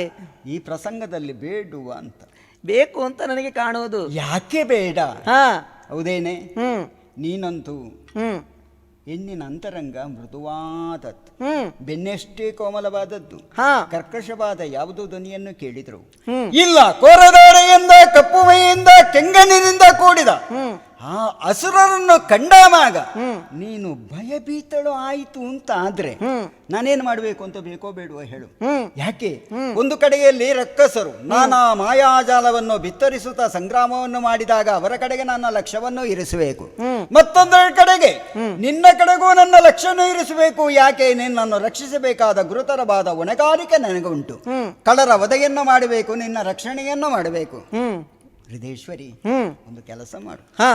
ಊಟದ ಸಮಯ, ಎಲ್ಲಿಯಾದರೂ ಪಾಣಿಗ್ರಹಣಕ್ಕೆ ಇದ್ದರೆ ಊಟ ಮಾಡೋಣ, ಹೋಗೋಣ ಒಟ್ಟಿಗೆ. ನಾನು ನೀನು ಮತ್ತೆ ಅಂದು ಮದುಮಕ್ಕಳಾಗಿ ನಮ್ಮನ್ನು ಜೊತೆ ಕೂಡಿಸಿ ಊಟ ಬಡಿಸಿದ ನೆನಪುಗಳು ಉಂಟಲ್ಲ? ಹೌದು. ಅದರ ಬಗ್ಗೆ ಮತ್ತೆ ಕಾಳಗವನ್ನೇ ನೋಡೋಣ. ಅಂಬಲ ಉಂಟ ನಿನಗೆ? ಕಾಳಗವನ್ನು ನೋಡಿದ್ರೆ ನನಗೆ ಭಯವಾದೀತು ಅಂತ ಹೇಳುವುದಲ್ವಾ? ಅಂಬಲ ಉಂಟ ನಿನಗೆ? ನನಗೆ ಸಂಗ್ರಾಮಗಳು ಹೊಸತೇನಲ್ಲ, ಆಗಾಗ ಪ್ರಸಂಗ ಸಿಗ್ತಾ ಇರ್ತದೆ. ಇನ್ನೊಂದು ಯಾವುದೋ ಒಂದು ಪ್ರಸಂಗದಲ್ಲಿ ನಾನು ಹೇಗೆ ಜಗಳ ಮಾಡುತ್ತೇನೆ, ಹೇಗೆ ಅಸುರನನ್ನು ಕೊಲ್ತೇನೆ ಅಂತ ನಾನು ನಿನಗೆ ತೋರಿಸಿ ಕೊಡ್ತೇನೆ. ಇನ್ನೊಂದು ಪ್ರಸಂಗ ಬೇಡ, ಈ ಪ್ರಸಂಗದಲ್ಲಿ ಆಗಲಿ. ಉಂಟು ನರಕಲೆ ಎನ್ನುವಂತಹ ದಾನವ, ಹುಡುಗಿಯರ ಉಚ್ಚ ಕಾಣೆ, ಅಂತ ಚಂದದ ಯಾರು ಆಗ್ತದೆ ಅವನಿಗೆ? ಹೇಳಿ ಕೇಳಿ ನಾನು ಹೇಳಿದ್ದೇನೆ, 16,000 ನಾರಿಯರನ್ನ ಸೆರೆಮನೆಯಲ್ಲಿ ಇರಿಸಿದ. ಮುಂದೆ ಪಾಣಿಗ್ರಹಣ ಆಗ್ತೇನೆ ಅಂತ ಕಾಯ್ತಾ ಇದ್ದಾನೆ ಸಮಯಕ್ಕಾಗಿ. ಅವನ ಎದುರಿಗೆ ನಿನ್ನನ್ನು ಕೊಂಡೋಗಿ ನಿಲ್ಲಿಸಿದ ತತ್ಪರಿಣಾಮಗಳು ಎನ್ನುವುದರ ಕಡೆಗಾದ್ರೂ ನೀನು ಗಮನವನ್ನು ಹರಿಸಬೇಕು. ಆದುದರಿಂದ ಹೇಳ್ತಾ ಇದ್ದೇನೆ, ನಿನ್ನ ಕುರಿತು ಮಾತ್ಸರ್ಯವಲ್ಲ, ನಿನ್ನ ಕುರಿತು ಯಾವುದೇ ಹೊಣೆಗಾರಿಕೆಯಿಂದ ಪಲಾಯನವಾದವೂ ಅಲ್ಲ. ಸದ್ಯಕ್ಕೆ ನಡೆದಂತ ವಿದ್ಯಮಾನ ಘನಘೋರವಾಗಿದೆ, ಘನಘೋರವಾದ ಸಂಗ್ರಹದಲ್ಲಿ ನನ್ನ ಲಕ್ಷ್ಯವು ಉಂಟು. ಆದುದರಿಂದ ಈ ಸಲ ಬೇಡ, ಇನ್ನೊಂದು ಸಲಕ್ಕೆ ಎಲ್ಲ ನಿನ್ನ ಆಸೆ ಪೂರೈಸ್ತೇನೆ. ಇದುವರೆಗೆ ಪೂರೈಸಿದ್ದೇನೋ ಇಲ್ವೋ ಹೇಳು? ಹೌದು. ಮತ್ತೆ ಈಗೇನು ಮತ್ತೆ ಪೂರೈಸೋಣ? ರಮಣ, ಸ್ವಲ್ಪ ನಿಲ್ಲಿ. ಈಗ ನರಕಾಸುರನ ಬಗ್ಗೆ ಹೇಳಿದಾಗ ನನಗೆ ಭಯ ಆಗ್ತದೆ, ಹೆದರಿಕೆ ಆಗ್ತದೆ ಅಂತ ನೀವು ಹೇಳುವುದಲ್ವಾ? ನೀವು ಹಿಂದೆ ಹೇಳಿದಂತ ಒಂದು ಮಾತು ನನಗೆ ನೆನಪಾಗ್ತದೆ, ಅದಕ್ಕೆ ನಾನು ಹೇಳಿದ್ದು. ಯಾವುದು ಸ್ವಾಮಿ? ಆ ದಿವಸ ಹೇಳಿದಂತಹ ಪಾರಿಜಾತದ ಬಗ್ಗೆ. ಪಾರಿಜಾತ ವೃಕ್ಷವನ್ನು ನೋಡ್ಪ ತಬಕಬೋ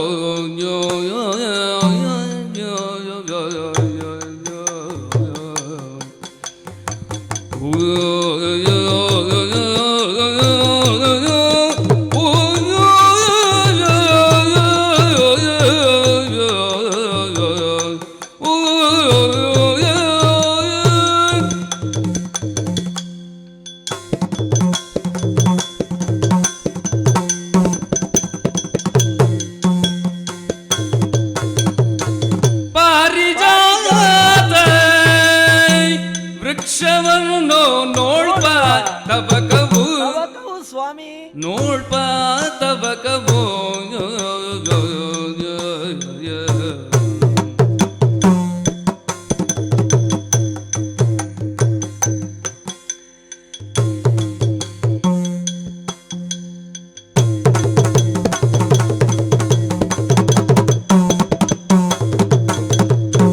ದಾರಿಯಲ್ಲಿ ಸುರರ ವನವ ನೋಡಿ ಬರುವೆವು. ಸುರರ ವನವನ್ನು ನೋಡುವ ಸ್ವಾಮಿ. ದಾರಿಯಲ್ಲಿ ಸುರರ ವನವ ನೋಡಿ ಬರುವೆವು. ಹೌದು ಸ್ವಾಮಿ. ಪಾರಿಜಾತ ವೃಕ್ಷವನ್ನು ನೋಡ್ಬಾತವಕವು, ಪಾರಿಜಾತ ವೃಕ್ಷವನ್ನು ನೋಡ್ಬಾತವಕವು.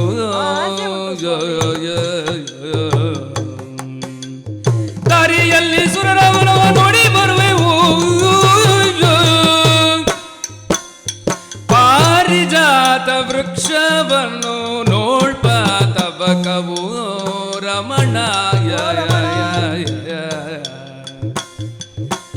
ರಮಣಾಯ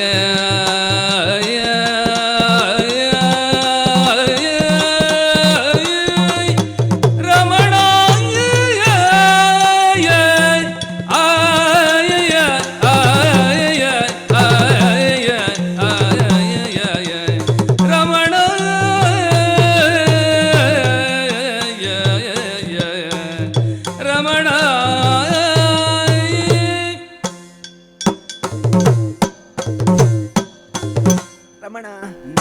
ಹಿಂದಿನ ಯುಗದಲ್ಲಿ, ತ್ರೇತಾಯುಗದಲ್ಲಿ, ಆ ಸೂರ್ಯವಂಶದಲ್ಲಿ ಹುಟ್ಟಿದಂತಹ ನೇಮಿ ಎನ್ನುವಂತಹ ಚಕ್ರವರ್ತಿ ದೇವಲೋಕದಲ್ಲಿ ಶಂಬರಾಸುರನಿಂದ ಉಪಟಳಾದಂತಹ ಸಂದರ್ಭದಲ್ಲಿ, ದೇವಲೋಕಕ್ಕೆ ಹೋಗುವಂತಹ ಸಂದರ್ಭದಲ್ಲಿ ಆತನ ಮಡದಿಯಾದಂತಹ ಕೈಕೆ ಬಂದು ಹೇಳಿದಂತೆ ನನಗೆ ಸ್ವರ್ಗಲೋಕವನ್ನು ನೋಡಬೇಕು ಅಂತ ಆಸೆ. ಆ ಕಾಲದಲ್ಲಿ ನೀವು ಹೇಳಿದಾಗೆ ಹೇಳಿದುಂಟು ಸ್ವಾಮಿ, ಬರುವುದು ಬೇಡ, ಅದೆಲ್ಲ ನಿನ್ನಿಂದ ಆಗ್ಲಿಕ್ಕಿಲ್ಲ, ಸಮರಾಂಗಣೆ ಎನ್ನುವುದು ಅದು ಹೂವಿನ ತೋಟ ಅಲ್ಲ ಅಂತ ಹೇಳಿದ್ರಂತೆ. ಆ ಕಾಲದಲ್ಲಿ ಅವಳು ಹೇಳಿದಂತ ಮಾತಿನ ಪ್ರಕಾರವಾಗಿ ದೇವಲೋಕಕ್ಕೆ ಕರೆದುಕೊಂಡು ಹೋದ್ರಂತೆ. ಆ ಸಂದರ್ಭದಲ್ಲಿ ಶಂಬರಾಸುರನಲ್ಲಿ ಹೋರಾಟ ಮಾಡಿದಂತಹ ಕಾಲದಲ್ಲಿ ನೇಮಿ ಚಕ್ರವರ್ತಿಗೆ ಸೋಲಾಯ್ತೆ ಹೇಳಿ ಸೋಲಾಗ್ಲಿಲ್ಲ. ದಶ ದಿಕ್ಕುಗಳಿಗೆ ತನ್ನ ರಥವನ್ನು ಚಾಚುವುದರ ಮೂಲಕವಾಗಿ ಇಂದ್ರನಿಂದಲೇ ದಶರಥ ಎನ್ನುವಂತಹ ಹೆಸರನ್ನು ಗಳಿಸಿಕೊಂಡು ಅವನು ಇದ್ದಾನೆ. ಆದ್ದರಿಂದ ಕೈಕೆ ಆ ದಿವಸ ಹೋಗಿದ್ದಾಳೆ. ಈಗ ನಿಮ್ಮ ಜೊತೆಯಲ್ಲಿ ನಾನು ಬರ್ತೇನೆ. ಸ್ವರ್ಗಲೋಕದಲ್ಲಿರುವಂತಹ ಆ ಪಾರಿಜಾತ ವೃಕ್ಷವನ್ನು ನೋಡುವಂತಹ ಆಸೆ ಉಂಟು. ಹಿಂದೆ ಬರುವಾಗ ಅಲ್ಲಿರುವಂತಹ ಉದ್ಯಾನವನವನ್ನೆಲ್ಲ ನೋಡಿಕೊಂಡು, ಅಲ್ಲಿರುವಂತಹ ಕಲ್ಪವೃಕ್ಷ, ಅಲ್ಲಿರುವಂತಹ ಹೂತೋಟವನ್ನು ಕಣ್ತುಂಬ ನೋಡಿ ನಾನು ಸಂತೋಷ ಪಡ್ತೇನೆ ಸ್ವಾಮಿ, ನನ್ನನ್ನು ಆಗುವುದಿಲ್ಲ ಅಂತ ಹೇಳಿ ಈಗ ಕರೆದುಕೊಂಡು ಹೋಗಿ ಸ್ವಾಮಿ. ಸ್ವಲ್ಪ ಯೋಚಿಸ್ತೇನೆ.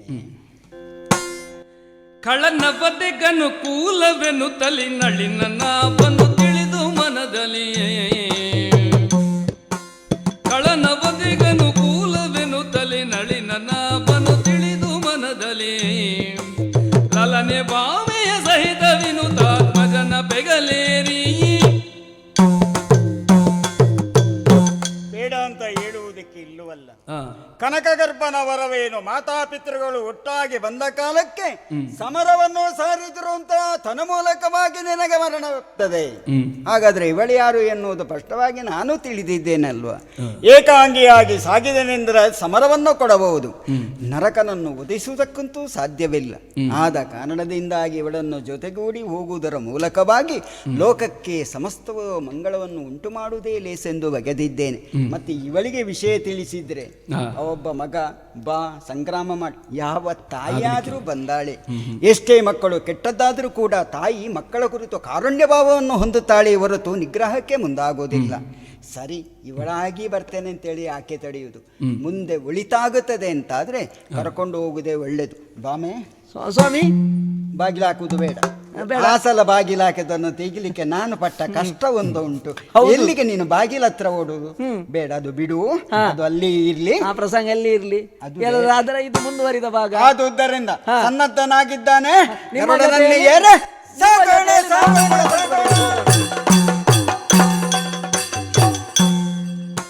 ಗಿರಿದುರ್ಗವೆಲ್ಲ ನಿಜ ಕೌಮೋದಗಿಯಿಂದ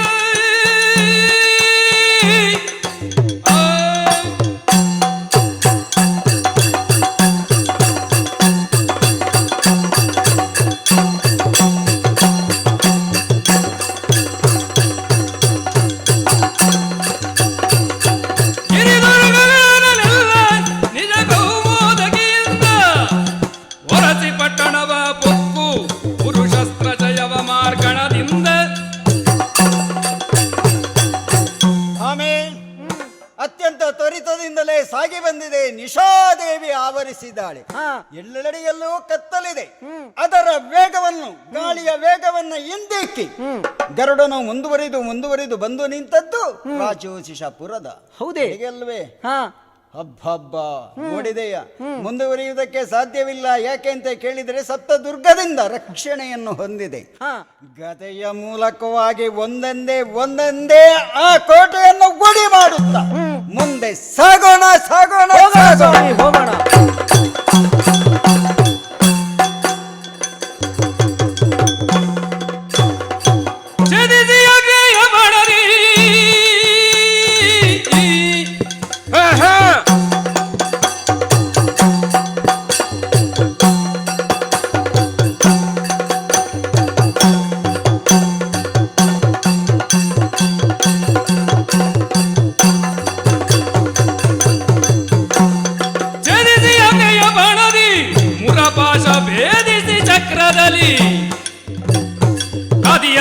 ವರುಣಾಸ್ರದಿ ಗೆದ್ದು ಕ್ರೋಧ ದಿಕ್ಷುರ ಮಾಲೆಯ ಸಪ್ತದುರ್ಗಗಳನ್ನು ಭೇದಿಸಿ ಮುಂದೆ ಬಂದವಾಗ ಇನ್ನು ಕಳರವದ ಸುಲಭ ಅಂತ ಬಗೆದರೆ ಎಲ್ಲ ಮತ್ತೊಂದು ತಡೆ ನಮಗೆ ಎದುರಾಗುತ್ತಾ ಉಂಟು. ಏನು ಸ್ವಾಮಿ? ಅದರ ಕಡೆಗೆ ಲಕ್ಷ್ಯವನ್ನು ಇರಿಸಿದಾಗ ಸಾಮಾನ್ಯವಾದದ್ದಲ್ಲ. ಹಾ. ಮುರನೆನ್ನುವ ಖಳ ಆತನಿಗೆ ಪ್ರಬಲವಾಗಿ ಅವನ ಬಲಕೈಯಂತೆ ಇರುವವ. ಇವನ ಸಹಾಯದಿಂದಲೇ ಇಷ್ಟು ಎತ್ತರ ಏರುವುದಕ್ಕೆ ನರಕ ಸಾಧ್ಯವಾದದ್ದು. ಸಂಬಂಧದಿಂದ ಹೆಣ್ಣು ಕೊಟ್ಟವ ಮಾವ ತನ್ನದಾದಂತ ಅಂತರ್ಸತ್ವದಿಂದ 6,000 ಮುರಪಾಶವನ್ನ ಈ ಪುರದ ರಕ್ಷಣೆಗಾಗಿ ಇರಿಸಿದ್ದಾನೆ. ಮತ್ತೊಬ್ಬನಾದ್ರೆ ಇದನ್ನು ಭೇದಿಸಿ ಒಳಗೋಗಿ ಅವರನ್ನು ಸಂಗ್ರಾಮ ಮಾಡಿ ಕೊಲ್ಲುವುದು ಕನಸಿನ ಮಾತೇ ಸರಿ. ಆದ್ರೆ ಇದು ನಮಗೆ ಲಕ್ಷ್ಯವೇನೇ? ಇಲ್ಲವಲ್ಲ. ಸುದರ್ಶನನಿಗೆ ಆಜ್ಞೆಯನ್ನು ಇಟ್ಟಿದ್ದೇನೆ. ಒಂದರಂತ 6,000 ಮುರಪಾಶವನ್ನು ಕಾಡಿದಕ್ಕಿದ್ದೇನೆ. ಆದ್ರೆ ಒಂದುಂಟಲ್ಲ, ಕಳರಿಗೆ ನಾವು ಬಂದಿದ್ದೇವೆ. ನಿಶೆಯಲ್ಲಿ ನಿದ್ದೆ ಮಾಡಿ ಅವರು ಬಿಡು, ಅವರ ನಿದ್ದೆ ಎಬ್ಬಿಸಲಿಕ್ಕೆ ಏನೆಲ್ಲ ಪ್ರಯತ್ನಗಳನ್ನು ಮಾಡಬೇಕು ಅಂತ ಗಾಢ ನಿದ್ದೆಯಲ್ಲಿ ಇರುವವರು ಅವರನ್ನು ಎಬ್ಬಿಸುವುದಕ್ಕೆ ಸುಲಭ ಅಂತ ಉಂಟು. ಸಜ್ಜನರಿಗೆ ಮಂಗಳಕರವಾದದ್ದು, ದುರ್ಜನರ ಎದೆಯ ನಡಗಿಸುವಂತ ಪಾಂಚಜನ್ಯವನ್ನ ಮೊಳಗಿಸ್ತೇನೆ. ಮೊರೆವ ಶಂಖಧ್ವನಿಯ ನಾಲಿದೆ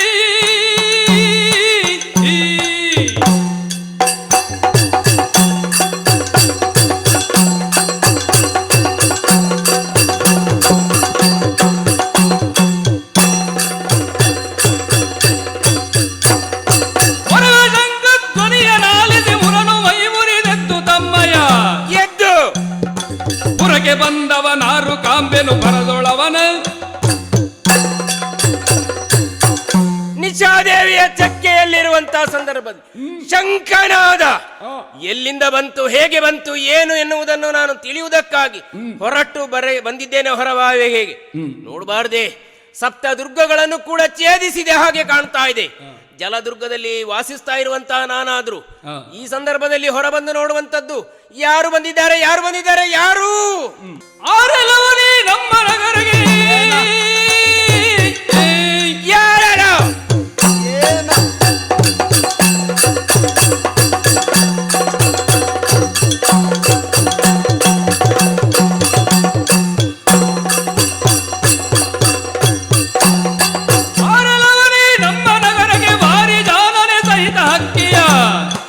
ಏರಿಕೊಂಡೈ ತಂದ ಕಾರಣವೇನು ಭಾಮಿನಿಯ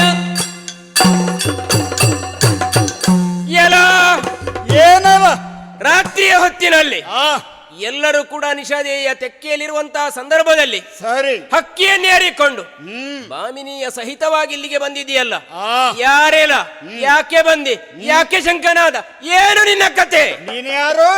ಮುರಾಸುರ. ಎಲ್ಲವ ಮುರನೇ ಎಲವಗೇಳುವ ಗಡಿಯಲೇದು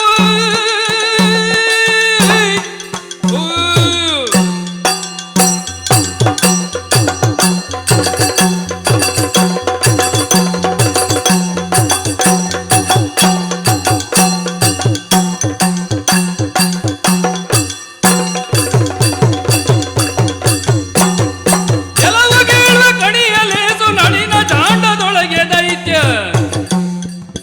ಕುಲವಿರೋಧಿ ಎಂಬರೆಲ್ಲ ಕಳನೆ ನಿನ್ನಯ, ಕುಲವಿರೋಧಿ ಎಂಬರೆಲ್ಲ ಕಳನೆ ನಿನ್ನಯ.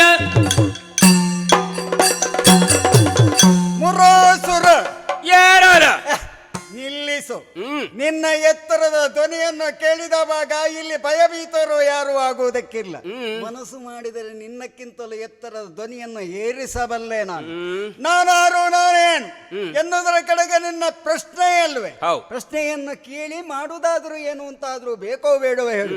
ನೋಡಲ್ಲಿ ಸಪ್ತದುರ್ಗಗಳು ಯಾವುದು ಉಂಟು ಅದನ್ನೆಲ್ಲವ ಹುಡುಗೈದವ ನಾನೇ ಇದ್ದೇನೆ. ನಿನ್ನಿಂದಲೇ ನಿರ್ಮಿಸಲ್ಪಟ್ಟ 6,000 ಮುರಪಾಶ ಎಲ್ಲವನ್ನು ಛೇದಿಸಿದ್ಯಾ. ನಿನ್ನ ಆತ್ಮಿಕ ಶಕ್ತಿಯಲ್ಲೂ ಅದು ನಿನ್ನದಾದ ಅಂತರ್ಸತ್ವದಿಂದ ಬಲಿದದ್ದೇ ಇವತ್ತು ಇಲ್ಲ ಅಂತ ಆದ್ರೆ ಮತ್ತೆ ನೀನೆಷ್ಟರವ ಎನ್ನುವುದಾಗಿ ಪ್ರಶ್ನೆಯಾಗಿ ಉಳಿಯುತ್ತದೆ.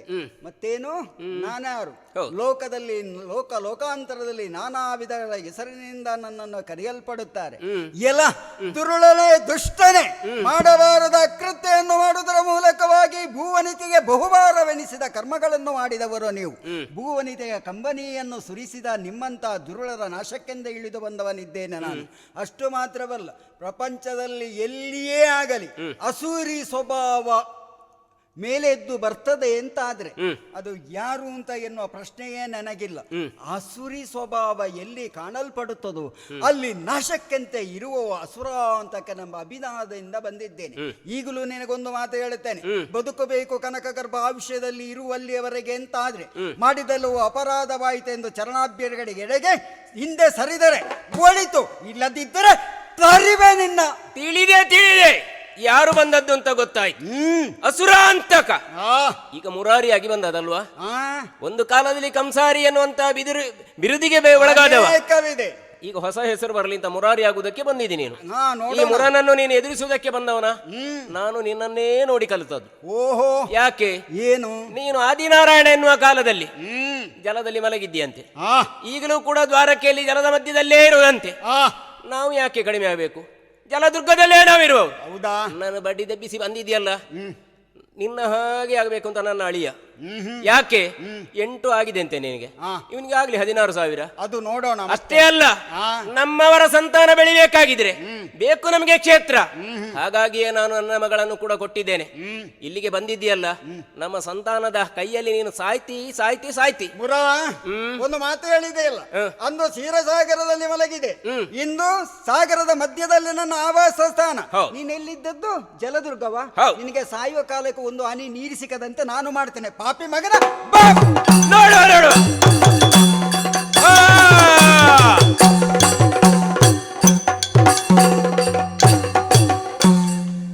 ಜನರ ನುಡಿಯನ್ನು ಕೇಳು.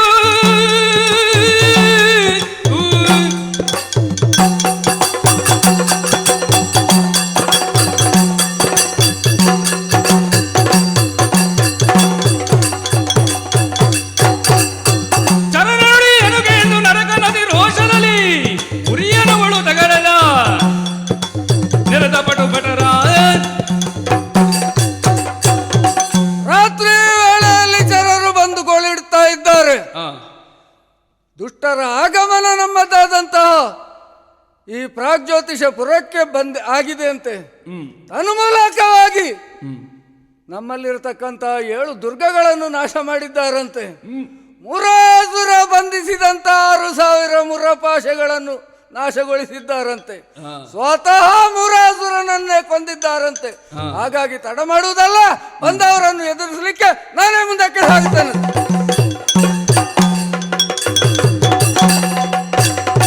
ಎಲ್ಲ ನರಮಾನವ ಬಿಡುವ ಕೇಳು ನೋಡು.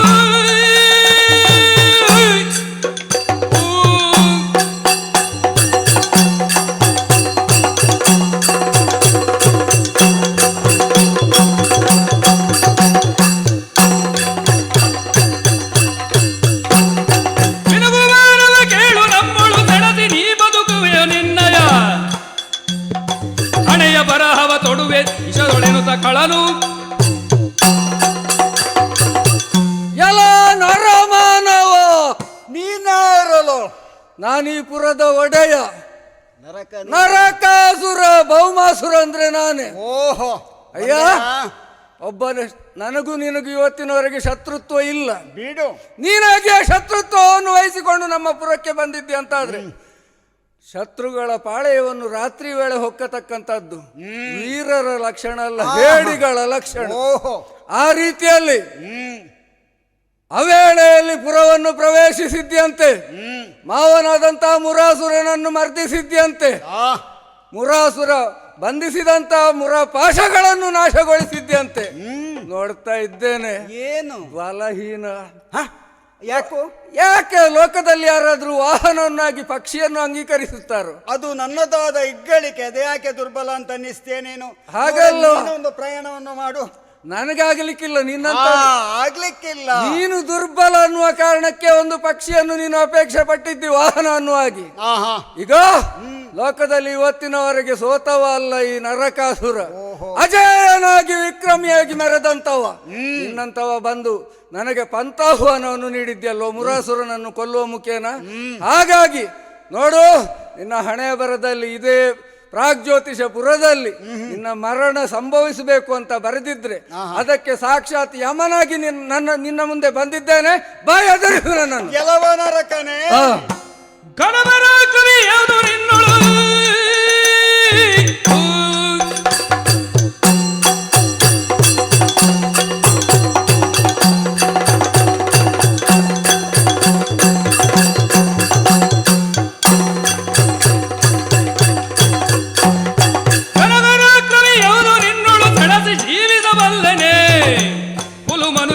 ನಾವೆನುತ ವಿಷಿಕದಿದನ್ನುವ ಕಡಿದ ಕೆಲವ ನರಕಾಸುರ ಏನಲ್ಲ ಬಹಳಷ್ಟು ಪ್ರಬಲನಂತೆ ಲೀಲಾಜಾಲವಾಗಿ ನನ್ನನ್ನು ಪರಾಭವಗೊಳಿಸುವ ಮೂಲಕ ವಿಜಯವನಿತೆಯನ್ನ ತನ್ನ ತೋಳಬಂದಿಯಲ್ಲಿ ಬಂದಿಯಾಗಿಸಬಲ್ಲ ಎಂಬಂತ ಕನಸಿನ ಭಾವನೆಯನ್ನು ಕಟ್ಟಿಕೊಳ್ಳಬೇಡ.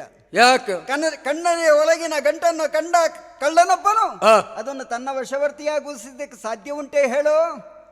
ಕಳ್ಳನಿಗೆ ಬುದ್ಧಿ ಇರಬೇಕು. ಕನ್ನಡಿಯೊಳಗಿನ ಗಂಟು ಅನ್ನೋದು ಕಳ್ಳನಿಗೆ ಬುದ್ಧಿ ಇರಬೇಕು. ಅಲ್ಲ ಹೇಳಿದು ಅದೇ ಹೇಗೆ ಆಗಲಾರದು ಅಂತೆಯೇ ಇದು ಎನ್ನುವುದನ್ನವಗೆ ಮತ್ತೆ ಹೇಳಿದೆ. ನಿಶ್ಚಿತ ಕಾಲದೊಳಗೆ ಸಂಗರವ ಸಾರಲು ಬಂದೆ ಹೇಳಿ ನೀನು. ಹೌದು, ನಾನು ನಿನಗೆ ಒಂದು ಮಾತು ಕೇಳುತ್ತೇನೆ. ಏನು? ನಿಜವಾಗಿ ನಿಶ್ಚಿತ ಕಾಲ ಯಾರಿಗೆ ಪ್ರಶಸ್ತವಾದದ್ದು? ನಮಗೆ ಅಲ್ವಾ? ಕರೆಸಲ್ಪಟ್ಟವರು. ರಾತ್ರಿ ಕಾಲದಲ್ಲಿ ಯಾವನಾತನೋ ಪ್ರಬಲರು, ಯಾವನಾತನೋ ಪ್ರಬಲದಿಂದ ತನ್ನ ಪಾರುಪತ್ಯವನ್ನು ಸ್ಥಾಪಿಸಬಲ್ಲ. ಎಲ್ಲ ನಿಮ್ಮ ಕಾಲದಲ್ಲೇ ಬಂದಿದ್ದೇನಂತ ಆದ್ರೆ ನನ್ನ ಅಂತರ್ಸತ್ವ ಎಷ್ಟು ಅಂತ ನೀನು ತಿಳ್ಕೊಳ್ಳಬೇಕಾದದ್ದು. ಆದುದರಿಂದ ನಾನು ಅಗಲತ್ತು ಬಂದ್ರೆ ನಿನಗೆ ಹೇಳುವ ಒಂದು ಅವಕಾಶವಿತ್ತು. ಎಲ್ಲ ನಿಮಗೆ ಪ್ರಶಸ್ತವಾದ ಕಾಲದಲ್ಲಿ ಬಂದು ನನ್ನನ್ನು ಕೆಣಕಿದ್ದೀರಿ, ಆದುದರಿಂದ ದುರ್ಬಲರು ಅಂತ. ನೀವು ಪ್ರಬಲರಾಗಿರುವಾಗಲೇ ನಿಮ್ಮನ್ನು ದಂಡಿಸಬೇಕಾದದ್ದು ಅದು ಸರ್ವಸಮರ್ಥತೆಯ ಕಾರಣವಾಗುತ್ತದೆ. ಮತ್ತೆ ಒಂದು ಹೇಳಿದೆ, ಗೆಲುವ ಮನುಜ ಗೆಲಬಹುದೇ ನೀ ಗೆಲ್ಲುವಾಗೆ ಅಂತ. ಹೌದಪ್ಪ, ನಿನ್ನನ್ನೆಲ್ಲ ನಮ್ಮಂತವರಿಗೆ ಗೆಲ್ಲಿಕ್ಕಾಗ್ತದೆ. ಆದ್ರೆ ಪ್ರಾಯೋಗಿಕವಾಗಿ ಒಂದು ಮಾರ್ಗಣೆಯನ್ನು ಬಿಡುವುದರ ತನ್ನ ಮೂಲಕವಾಗಿ ನಿನ್ನ ಧನುಸನ್ನು ಖಂಡಿಸಿದ್ದೇನೆ.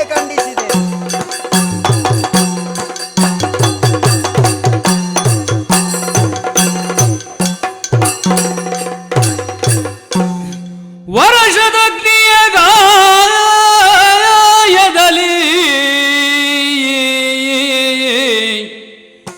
ಸಿರಿಯರಸ ಮೂರ್ಛಿತನಾಗೆ ಕಾಣುತ್ತ ವರಷದಗ್ನಿಯ ಗಾಯದಲ್ಲಿ ಸಿರಿಯರಸ ಮೂರ್ಛಿತನಾಗೆ ಕಾಣುತ್ತ ಅರರೆ ಕೆಟ್ಟೆನೆನುತ್ತ ಚಿಂತಿಸುತ್ತಿರಲು ಭಾಮೆಯಳು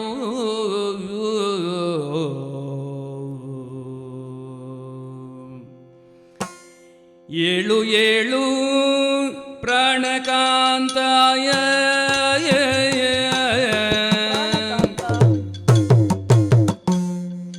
ನಳಿನ ಲೋಚನಾಯ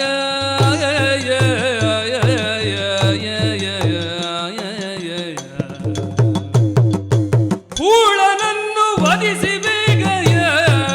ಹೌದು ಸ್ವಾಮಿ, ಕೂಳನನ್ನು ವಧಿಸಿ ಬೇಗ ಸಲಹೋ ಸುರಪನಾಯ, ಸಲಹೋ ಸುರಪನಾಯ.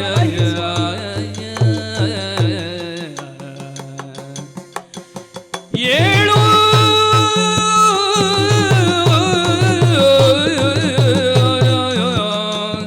ಕಾಂತಾಯ ಕಾಂತಾಯ.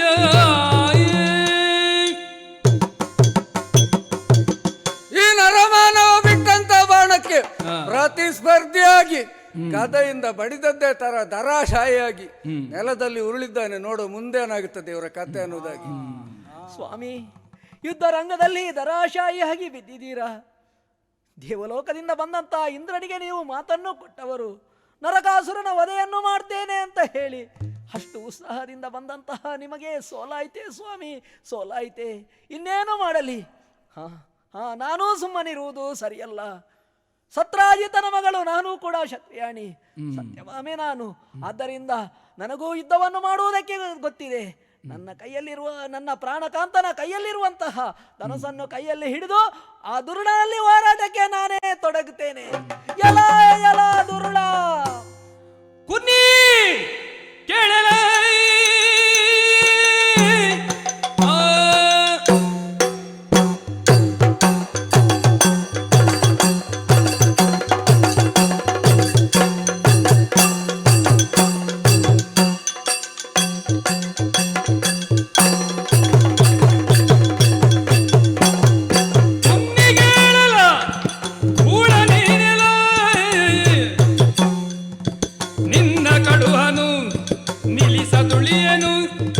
ನಿನ್ನ ಕಡುಹನು ನಿಲ್ಲಿಸದುಳಿಯನು. ಎಲ್ಲ ಕೂಡ ಏನಲ್ಲವ ಯುದ್ಧ ರಂಗದಲ್ಲಿ ತನ್ನದಾದಂತಹ ವ್ಯಕ್ತಿತ್ವದ ಮೂಲಕವಾಗಿ ಪ್ರತಿಬಿಂಬಿಸುವುದಕ್ಕೆ ಮುಂದಾದೆಯಲ್ಲ.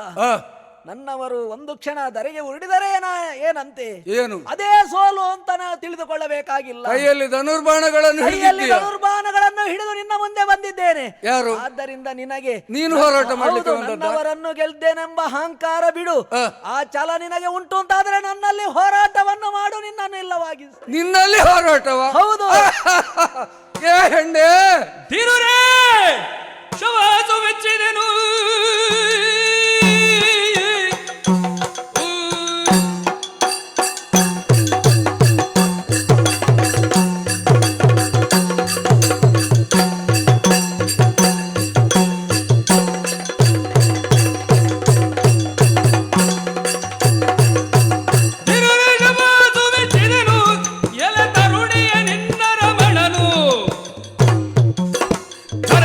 ಬಿದ್ದಿರಲಿನ್ನು ನೀ ದುರವೆ ಸಗುವುದಿನ್ನೇನು. ಓ ಹೆಣ್ಣೆ, ನಿನ್ನ ಗಂಡ ರಣರಂಗದಲ್ಲಿ ಉರುಳಿದ್ದಾನೆ ಅನ್ನುವ ಕಾರಣಕ್ಕೆ ಒಮ್ಮಿಂದೊಮ್ಮೆಗೆ ಸಿಟ್ಟು ಎದ್ದುಕೊಂಡು ಕೈಯಲ್ಲಿ ಧನುರ್ಬಾಣಗಳನ್ನು ಹಿಡಿದುಕೊಂಡು ಮುಂದೆ ಬಂದೆ ಅಲ್ವಾ? ಹೌದು. ನಿಮ್ಮಂತ ಹೆಣ್ಣು ಮಕ್ಕಳು ಇರಬೇಕಾದದ್ದು ಎಲ್ಲಿ ಗೊತ್ತುಂಟ? ಅಡಿಗೆ ಮನೆಯನ್ನು ಸೇರಿಕೊಂಡು ಬೇಕು ಬೇಕಾದಂತಹ ಭಕ್ಷ್ಯಭೋಜಗಳನ್ನು ಮಾಡುತ್ತಾ ಮನೆಯಲ್ಲಿದ್ದವರಿಗೆಲ್ಲ ಸುಖ ಭೋಜನವನ್ನು ಮಾಡತಕ್ಕಂಥದ್ದು ನಿಮ್ಮ ಕರ್ತವ್ಯ. ಅದನ್ನು ಏರ್ಪಡಿಸದೆ ಇಲ್ಲಿಗೆ ಯುದ್ಧಕ್ಕೆ ಬಂದುಕೊಂಡು ರಣರಂಗದಲ್ಲಿ ಚಾಪವನ್ನು ಬಾಣವನ್ನು ಹಿಡಿದುಕೊಂಡು ನನ್ನಲ್ಲಿ ಹೋರಾಟ ಮಾಡ್ಲಿಕ್ಕೆ ನೀನು ಮುಂದುವರಿದ್ರೆ ನನ್ನಲ್ಲಿ ಹೋರಾಟ ಮಾಡ್ಲಿಕ್ಕೆ ಆದೀತ ನಿನಗೆ? ನಿನ್ನ ಗಂಡನೇ ಬಿದ್ದಿದ್ದಾನೆ, ನೀನೆಂತದ್ದು ಹೋರಾಟ ಮಾಡುವುದು? ಒಂದು ಕೆಲಸ ಮಾಡು, 16,000 ಸಂಗ್ರಹ ಮಾಡಿದ್ದೇನೆ ನಿನ್ನಂತ ಕನ್ನಿಕೆಯರನ್ನು. ನೀನೊಂದು ಈ ಕಡೆಗೆ ಸೇರಿಕೊಂಡ್ರೆ 16,000 ಒಂದಾಗುತ್ತದೆ. ಅವ ದುರ್ಬಲ ಬಿದ್ದು ಹೋಗಿದ್ದಾನೆ. ಬಾಯಿ ಕಡೆಗೆ ನನ್ನೊಟ್ಟಿಗೆ ಸೇರಿಕೋ. ಬಾಯಲ್ಲಿ ಹೆಣ್ಣು ಮಕ್ಕಳು ಅಡುಗೆ ಕೋಣೆಯಲ್ಲಿ ಇರಬೇಕು. ಹೌದು, ಅಡುಗೆ ಕೆಲಸವನ್ನು ಮಾಡಬೇಕು. ಅದಕ್ಕೆ ಬಿಡ್ಲಿಲ್ಲ ಪಾಪಿ. ನಿನ್ನಂತ ದುರುಳ ಇದ್ರೆ ಹೀಗೆ ಆಗ್ತದೆ. ಆದ್ದರಿಂದ ನಿನ್ನನ್ನು ಹಾಗೆ ಸುಮ್ಮನೆ ಬಿಡ್ಲಿಕ್ಕಿಲ್ಲ ನಾನು. ಎಲ್ಲ ದುರುಳನೆ 16,000 ಮಂದಿಯನ್ನು ಸೆರೆಮನೆಯಲ್ಲಿ ಇರಿಸಿದಂತಹ ನಿನ್ನನ್ನು ಏನು ಮಾಡ್ತೇನೆ ಗೊತ್ತುಂಟಾ? 16,000 ಮಂದಿಯನ್ನು ಬಿಡಿಸುವುದರ ಮೂಲಕವಾಗಿ ನಿನ್ನನ್ನು ಮಾಡಿದ್ರೆ ನಿನಗೆ ಯುದ್ಧ. ನೀನು ಕೆಳಗೆ ಬಿದ್ದೆ ಅಂತ ಮಾಡ್ತೇನೆ, ನಿನ್ನನ್ನು ಯಮಪುರಕ್ಕೆ ಕಳಿಸ್ತೇನೆ. ಸಾರಿ ಹೇಳಿದ್ರು ಬುದ್ಧಿ ಬರುವುದಿಲ್ಲ.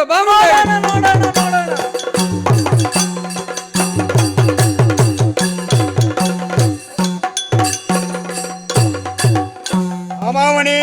ಸ್ವಾಮಿ ಸ್ವಾಮಿ ಸ್ವಾಮಿ, ಈಗ ಪ್ರಸಂಗ ಮುಂದೋಯ್ತಾ? ಹೌದು. ಚಿಂತಿಸಬೇಕಾದದ್ದಲ್ಲ. ಏಕಕಾಲದಲ್ಲಿ ಅವನ ಮೇಲೆ ಮಾರ್ಗಣೆಯನ್ನು ಪ್ರಯೋಗಿಸುವುದಕ್ಕಾಗಿ ಗದೆಯನ್ನು ಎತ್ತಿದ್ದೇನೆ. ಮಾರ್ಗಣೆಯ ಮೂಲಕವಾಗಿ ಸತಿ ಪುರುಷರೊಂದಾಗಿ ಸಮರದಿ ಕತಿಯೊಳೆಚ್ಚಡೆ ಧರಣಿ ಗುರುಳುತ್ತಾಯ ಕ್ಷಿತಿ ಕುಮಾರಕನೆಂದ ತನ್ನಯ ಮನದಿ ಯೋಚಿಸುತ್ತಾಯ. ಕ್ಷಿತಿ ಕುಮಾರಕನೆಂದ ತನ್ನಯ ಮನದಿ ಯೋಚಿಸುತ್ತ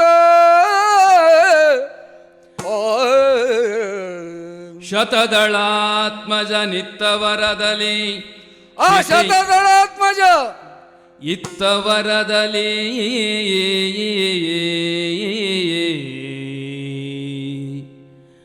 ಶತದಳ ಧ್ವಜನಿತ್ತ ವರದಲ್ಲಿ ಕ್ಷಿತಿಯೊಳೆನ್ನನು ಗೆಲ್ಲಲು ಮಾತಾ ಪಿತರುಗಳು ಹೊರತನ್ಯರಿಲ್ಲೆಂದೆನು ತಯ ಅನ್ಯರಿಲ್ಲ ಮಾತಾ ಪಿತರುಗಳು ಹೊರತು ಅನ್ಯರಿಲ್ಲೆಂದೆನುತ ಯೋಚಿಸಿದ ಸತಿ ಪುರುಷರು ಒಂದಾಗಿ ಸಮರದಿ ಖತಿಯೊಳೆ ಚಡಿಯೇ ಧರಣಿ ಗುರುಳುತ್ತಾಯ ಆಯ ಆಯ ಆಯ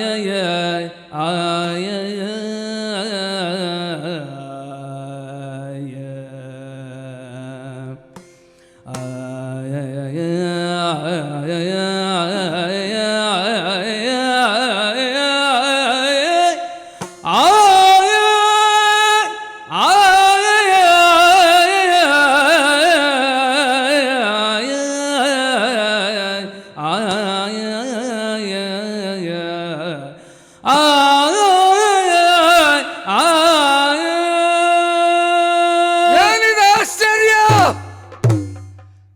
ಕಾಡಿಯಾಗಿ ರಣರಂಗದಲ್ಲಿ ಹೋರಾಡ್ತಿರ್ತಕ್ಕಂಥ ಸಂದರ್ಭದಲ್ಲಿ ಸತಿ ಪತಿಯರಿಬ್ಬರು ಒಟ್ಟಾಗಿ ನನ್ನ ಮೇಲೆ ಬಾಣ ಪ್ರಯೋಗವನ್ನು ಮಾಡಿದ್ರು.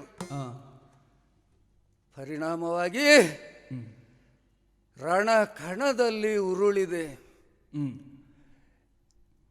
ಇದುವರೆಗೆ ಶೂರನಾಗಿ ಧೀರನಾಗಿ ಅದ್ವಿತೀಯನಾಗಿ ಕಾಣಿಸಿಕೊಂಡಂತ ಭೌಮಾಸುರ ರಣ ಕಣದಲ್ಲಿ ಎಂದೂ ಉರುಳಿದ್ದಿಲ್ಲ. ಶತ್ರುವಿನ ಎಡನೆ ಹೋರಾಡಿ ವಿಜಯವನ್ನೇ ಸಂಪಾದನೆ ಮಾಡಿಕೊಂಡವ ಎಲ್ಲಿಯೂ ಸೋಲನ್ನು ಅನುಭವಿಸಿದ್ದಿಲ್ಲ. ಹಾಗಿದ್ರೆ ಇವರಿಬ್ಬರ ಸೇರ್ಪಡಿಕೆಯಿಂದ ನನ್ನ ಪಾಲಿಗೆ ಸೋಲಾಯಿತು. ಮೊದಲನೇದಾಗಿ ಬಂದವ ನರಮಾನವ, ಅವನಲ್ಲಿ ಹೋರಾಟ ಮಾಡಿ ನಾನೇ ಗೆದ್ದುಕೊಂಡಿದ್ದೇನೆ. ತರುಣಿ ಹೋರಾಟಕ್ಕೆ ಬರ್ತಾಳೆ ಅನ್ನುವಂತಹ ಸಂದರ್ಭದಲ್ಲಿ ನಾನು ನೀಡಿದಂಥ ಆಘಾತದಿಂದ ಚೇತರಿಸಿಕೊಂಡಂತಹ ಆಕೆಯ ಪತಿ ಕೂಡ ಒಟ್ಟಿಗೆ ಕೈ ಜೋಡಿಸಿದನಲ್ವ. ಒಬ್ಬನ ಕೈಯಲ್ಲಿ ಧನು, ಮತ್ತೊಬ್ಬಳ ಕೈಯಲ್ಲಿ ಬಾಣ. ಆ ಬಾಣ ಬಂದು ನಾಟಿದ್ದು ನನ್ನ ದೇಹವನ್ನು. ರಣ ಕಣದಲ್ಲಿ ಉರುಳಿದ್ದೇನೆ. ಅರ್ಥ ಆಯ್ತು ನನಗೆ. ಬ್ರಹ್ಮದೇವ ಕೊಟ್ಟಂತಹ ವರ. ತಂದೆ ತಾಯಿಗಳಿಬ್ಬರು ಒಟ್ಟಾಗಿ ಬಂದು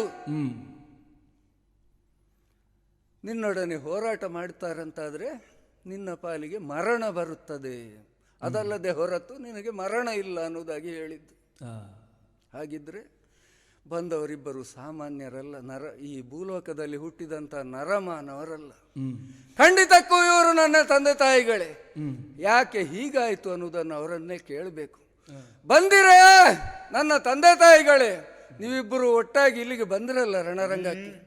ನಿಮ್ಮದ್ದಾದಂಥ ಬಾಣದ ಆಘಾತದಿಂದ ನಾನೊಂದು ದಿವ್ಯ ಜ್ಞಾನವನ್ನು ಪಡೆದುಕೊಂಡೆ. ಓಹೋ, ಬ್ರಹ್ಮದೇವ ಇತ್ತಂತ ವರದ ನೆನಪೀಗ ನನ್ನ ಪಾಲಿಗೆ ಆಗುತ್ತಾ ಉಂಟು. ಆದರೆ ಲೋಕದಲ್ಲಿ ಯಾವ ಯಕೃತ್ತು ಒಂದು ಯಕ್ಕಷ್ಟವಾದಂಥ ನಿಕೃಷ್ಟವಾದಂತಹ ಜಂತು ಸಹಿತ ತಾನು ಹಡೆದಂಥ ಮಗುವನ್ನು ಲೋಕದಲ್ಲಿ ಹಾಗೆ ಅನಾಥವಾಗಿ ಹೋಗಲಿ ಅಂತ ಬದುಕಲಿಕ್ಕೆ ಬಿಡುವುದಿಲ್ಲ ಅಂತೆ. ನನ್ನನ್ನು ನೀವಿಬ್ಬರು ಜನಕ ಜನನಿಯರು ಅಂತ ನಾನು ಭಾವಿಸಿಕೊಂಡು ಹೇಳ್ತಾ ಇರುವುದು. ನನ್ನದಾದಂತಹ ಎಳವೆ ಬಾಲ್ಯತನ ಹೇಗಿತ್ತು, ಅನಾಥನಾಗಿ ಬದುಕಿದವ ಎಲ್ಲೆಲ್ಲಿಯೋ ಏನೇನೋ ತಿಂದುಕೊಂಡು ಇವತ್ತಿಗೆ ಇಷ್ಟು ಪ್ರಬಲನಾಗಿ ನಿಂತಿದ್ದೇನೆ. ಯಾಕೆ ನನ್ನನ್ನು ಹೀಗೆ ತೊರೆದ್ರಿ? ನನ್ನ ತಂದೆ ತಾಯಿಗಳಾದಂಥ ನೀವು ಯಾರು? ಯಾಕೆ ನನ್ನದಾದಂತಹ ಬದುಕು ಹೀಗಾಗಿ ಹೋಯಿತು? ಎಲ್ಲವನ್ನು ವಿವರಿಸುತ್ತೀರಾ ನನ್ನ ಪಾಲಿಗೆ? ಭರಿತ ಭಯ ಭಕ್ತಿಯಲ್ಲಿ ನುತಿಸುವ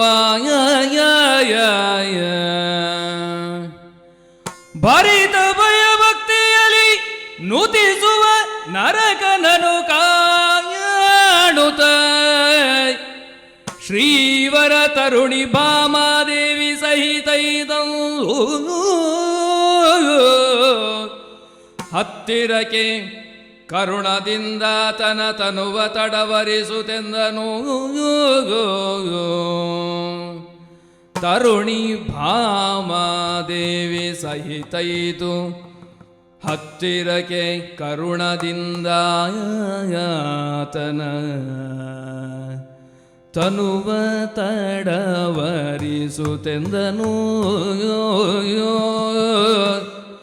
ತವ ಮನೋರಥ ಕರುಣಿಸುವೆ ನೀ ಅಂಜದಿರು ಎನೆ ಪೇಳ್ದ ಕೈ ಮುಗಿದು. ಓ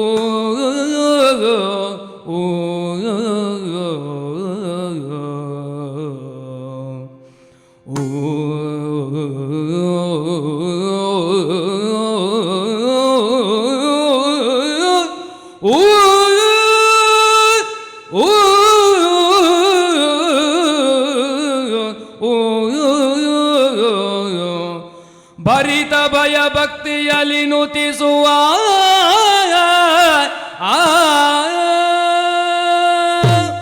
ನರಕಲೆ ಸ್ವಾಮಿ, ಮಾರ್ಗಣೆಗಳು ಏಕಕಾಲದಲ್ಲಿ ನಿನ್ನ ದೇಹವನ್ನು ತಾಗಿದ ಆವಾಗ ಆ, ವಸುಂಧರೆಗೆ ಬಿದ್ದೇನೆ. ಆ, ವಸುಂಧರೆಯಲ್ಲಿ ಬಿದ್ದು ಮತ್ತೆ ಗೆದ್ದಾಗ ಹ್ಮ್, ನಾನಾ ರೀತಿಯ ಪರಿವರ್ತನೆ ನಿನ್ನಲ್ಲಿ ಕಾಣುತ್ತಾ ಇತ್ತು. ಆ, ತಮೋಗುಣದಿಂದ ವಿಜೃಂಭಿಸುತ್ತಿದ್ದ ನೀನು ಆ, ಪರಮಸಾತ್ವಿಕನಾಗಿ ಕೈ ಮುಗಿದು ನಿಂತಿದ್ದೀಯ. ಹ್ಮ್. ಮಗುವೇ, ಸ್ವಾಮಿ, ನಾವು ಈರುವರು ನಿನ್ನ ಬಳಿಗೆ ಬಂದಿದ್ದೇವೆ. ಆ, ಬಿದ್ದ ನಿನ್ನನ್ನ ಆ, ನೆತ್ತಿಯನ್ನ ಅಗ್ರಾಣಿಸಿದ್ದೇನೆ. ಆ, ಇಡೀ ನನ್ನ ಹಸ್ತವನ್ನ ನಿನ್ನ ಮೈಯಲ್ಲಿ ದಡವಿದ್ದೇನೆ. ಹ್ಮ್. ನೊಂದುಕೊಂಡೆಯ ಕಂದ? ನೊಂದದ್ದಲ್ಲ. ಯಾಕೆ ಅಂತ ಕೇಳಿದೆ. ಆ, ಇಂತು ನನ್ನ ಬದುಕು ಯಾಕೆ ಈಗ ಆಯಿತು? ಹೌದು. ಮಾತಾಪಿತೃಗಳು ಇರುತ್ತಲೇ ಆ, ಅನಾಥನಾಗಿ ವಸುಂಧರೆಯಲ್ಲಿ ಬದುಕಿದ ಜೀವನ ನನಗಾಕೆ ಕೊಟ್ಟೆ ಸ್ವಾಮಿ ಅಂತ ನೀನು ಕೇಳುತ್ತಾ ಇದ್ದೆ. ಆ, ವ್ಯಾಘ್ರವಾದರೂ ಕೂಡ ಇತರರನ್ನು ಕೊಂದು ತಿನ್ನಬಹುದೇ ಹೊರತು ತನ್ನ ಮಕ್ಕಳಿಗೆ ತಾನು ಏನೂ ಮಾಡಲಾರದು. ವಿಷಜಂತುವಾದ ಆವಾದರೂ ಕೂಡ ತಮ್ಮ ಮಕ್ಕಳನ್ನು ಕಾಪಿಡುತ್ತವೆ.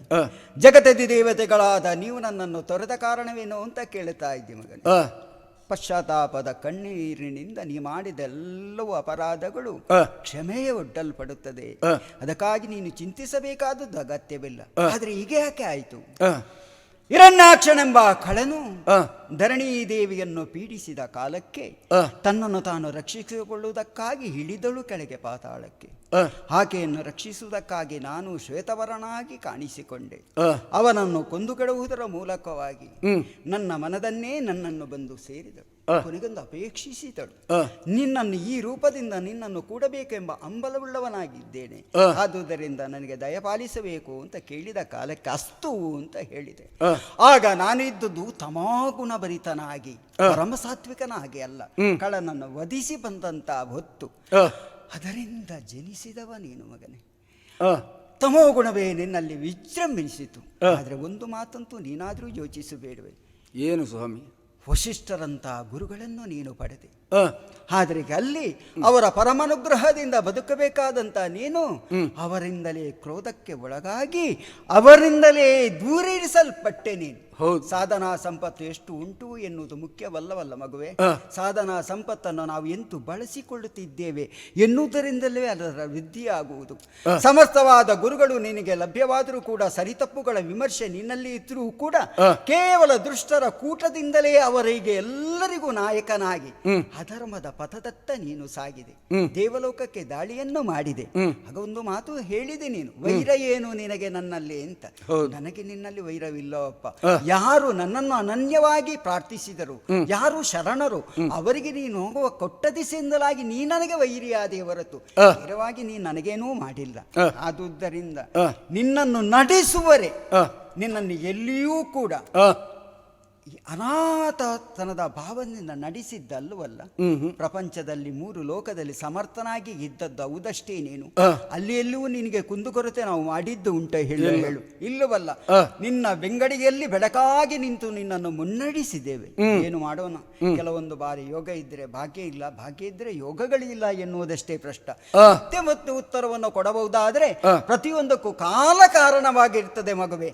ಕಾಲದ ಗರ್ಭದಲ್ಲಿ ಏನು ಅಡಕವಾಗಿದೆ ತಿಳಿದುಕೊಳ್ಳ ನಡೆಸಿಕೊಳ್ಳಲಿಕ್ಕೆ ಯಾವನಾತನೂ ಸಮರ್ಥನಾಗುವುದಿಲ್ಲ. ಆದುದರಿಂದ ಕಾಲದ ಲೀಲೆಯಲ್ಲಿ ಇದು ನಡೆದು ಹೋಗಿದೆ ಎನ್ನುವುದಷ್ಟೇ ನಿನಗೆ ಉತ್ತರವಾದದ್ದು. ನೊಂದುಕೊಳ್ಳಬೇಕಾಗಿಲ್ಲ. ಕಂಬನಿಯ ಯಾಕೆ ಸುರಿಸ್ತಾ ಇದೆ? ಮಾತಾ ಪಿತೃಗಳು ನಿನ್ನ ಸಮ್ಮುಖದಲ್ಲಿ ಇದ್ದೇವೆ. ನಿನ್ನ ಅಂತರಂಗದ ಲದಾವ ಬಯಕೆಗಳಿದ್ದರು ನೀನು ನನ್ನ ಮುಂದೆ ಹರಹಿದೆಯಂತಾದ್ರೆ ಪ್ರಸನ್ನ ಚಿತ್ತನಾಗಿ ನೀನು ಏನನ್ನೋ ಕೇಳಿದರೂ ಕೂಡ ಕೊಡುವುದಕ್ಕೆ ನಾನೇ ಎದುರು ನಿಂತಿದ್ದೇನೆ. ವರದಸ್ಥವನ್ನು ಓ ಹರಿಯೇ ವನಜಾಕ್ಷ ತವ ಸುದರ್ಶನವು ಸೋಕಿದುದೆನ್ನ ವನಜಾಕ್ಷ ತವ ಸುದರ್ಶನವು ಸೋಕಿದುದೆನ್ನ ತನುವಾಶ್ವೀಜದಸಿತ ಪಕ್ಷ ಇನಿತು ತ್ರಯೋದಶಿ ಕಳೆದ ಚತುರ್ದಶಿಯೋ ಎನ್ನ ಬೆಸರಿಂದ ಕರೆದು ತನುವಾಶ್ವೀ ಜನಸಿತ ಪಕ್ಷ ಇನಿತು ತ್ರಯೋದಶಿ ಕಳೆದ ಚತುರ್ದಶಿಯೋ ಎನ್ನ ಪೆಸರಿಂದ ಕರೆದು ಎನ್ನ ಪೆಸರಿಂದ ಕರೆದು ವನಜಾಕ್ಷ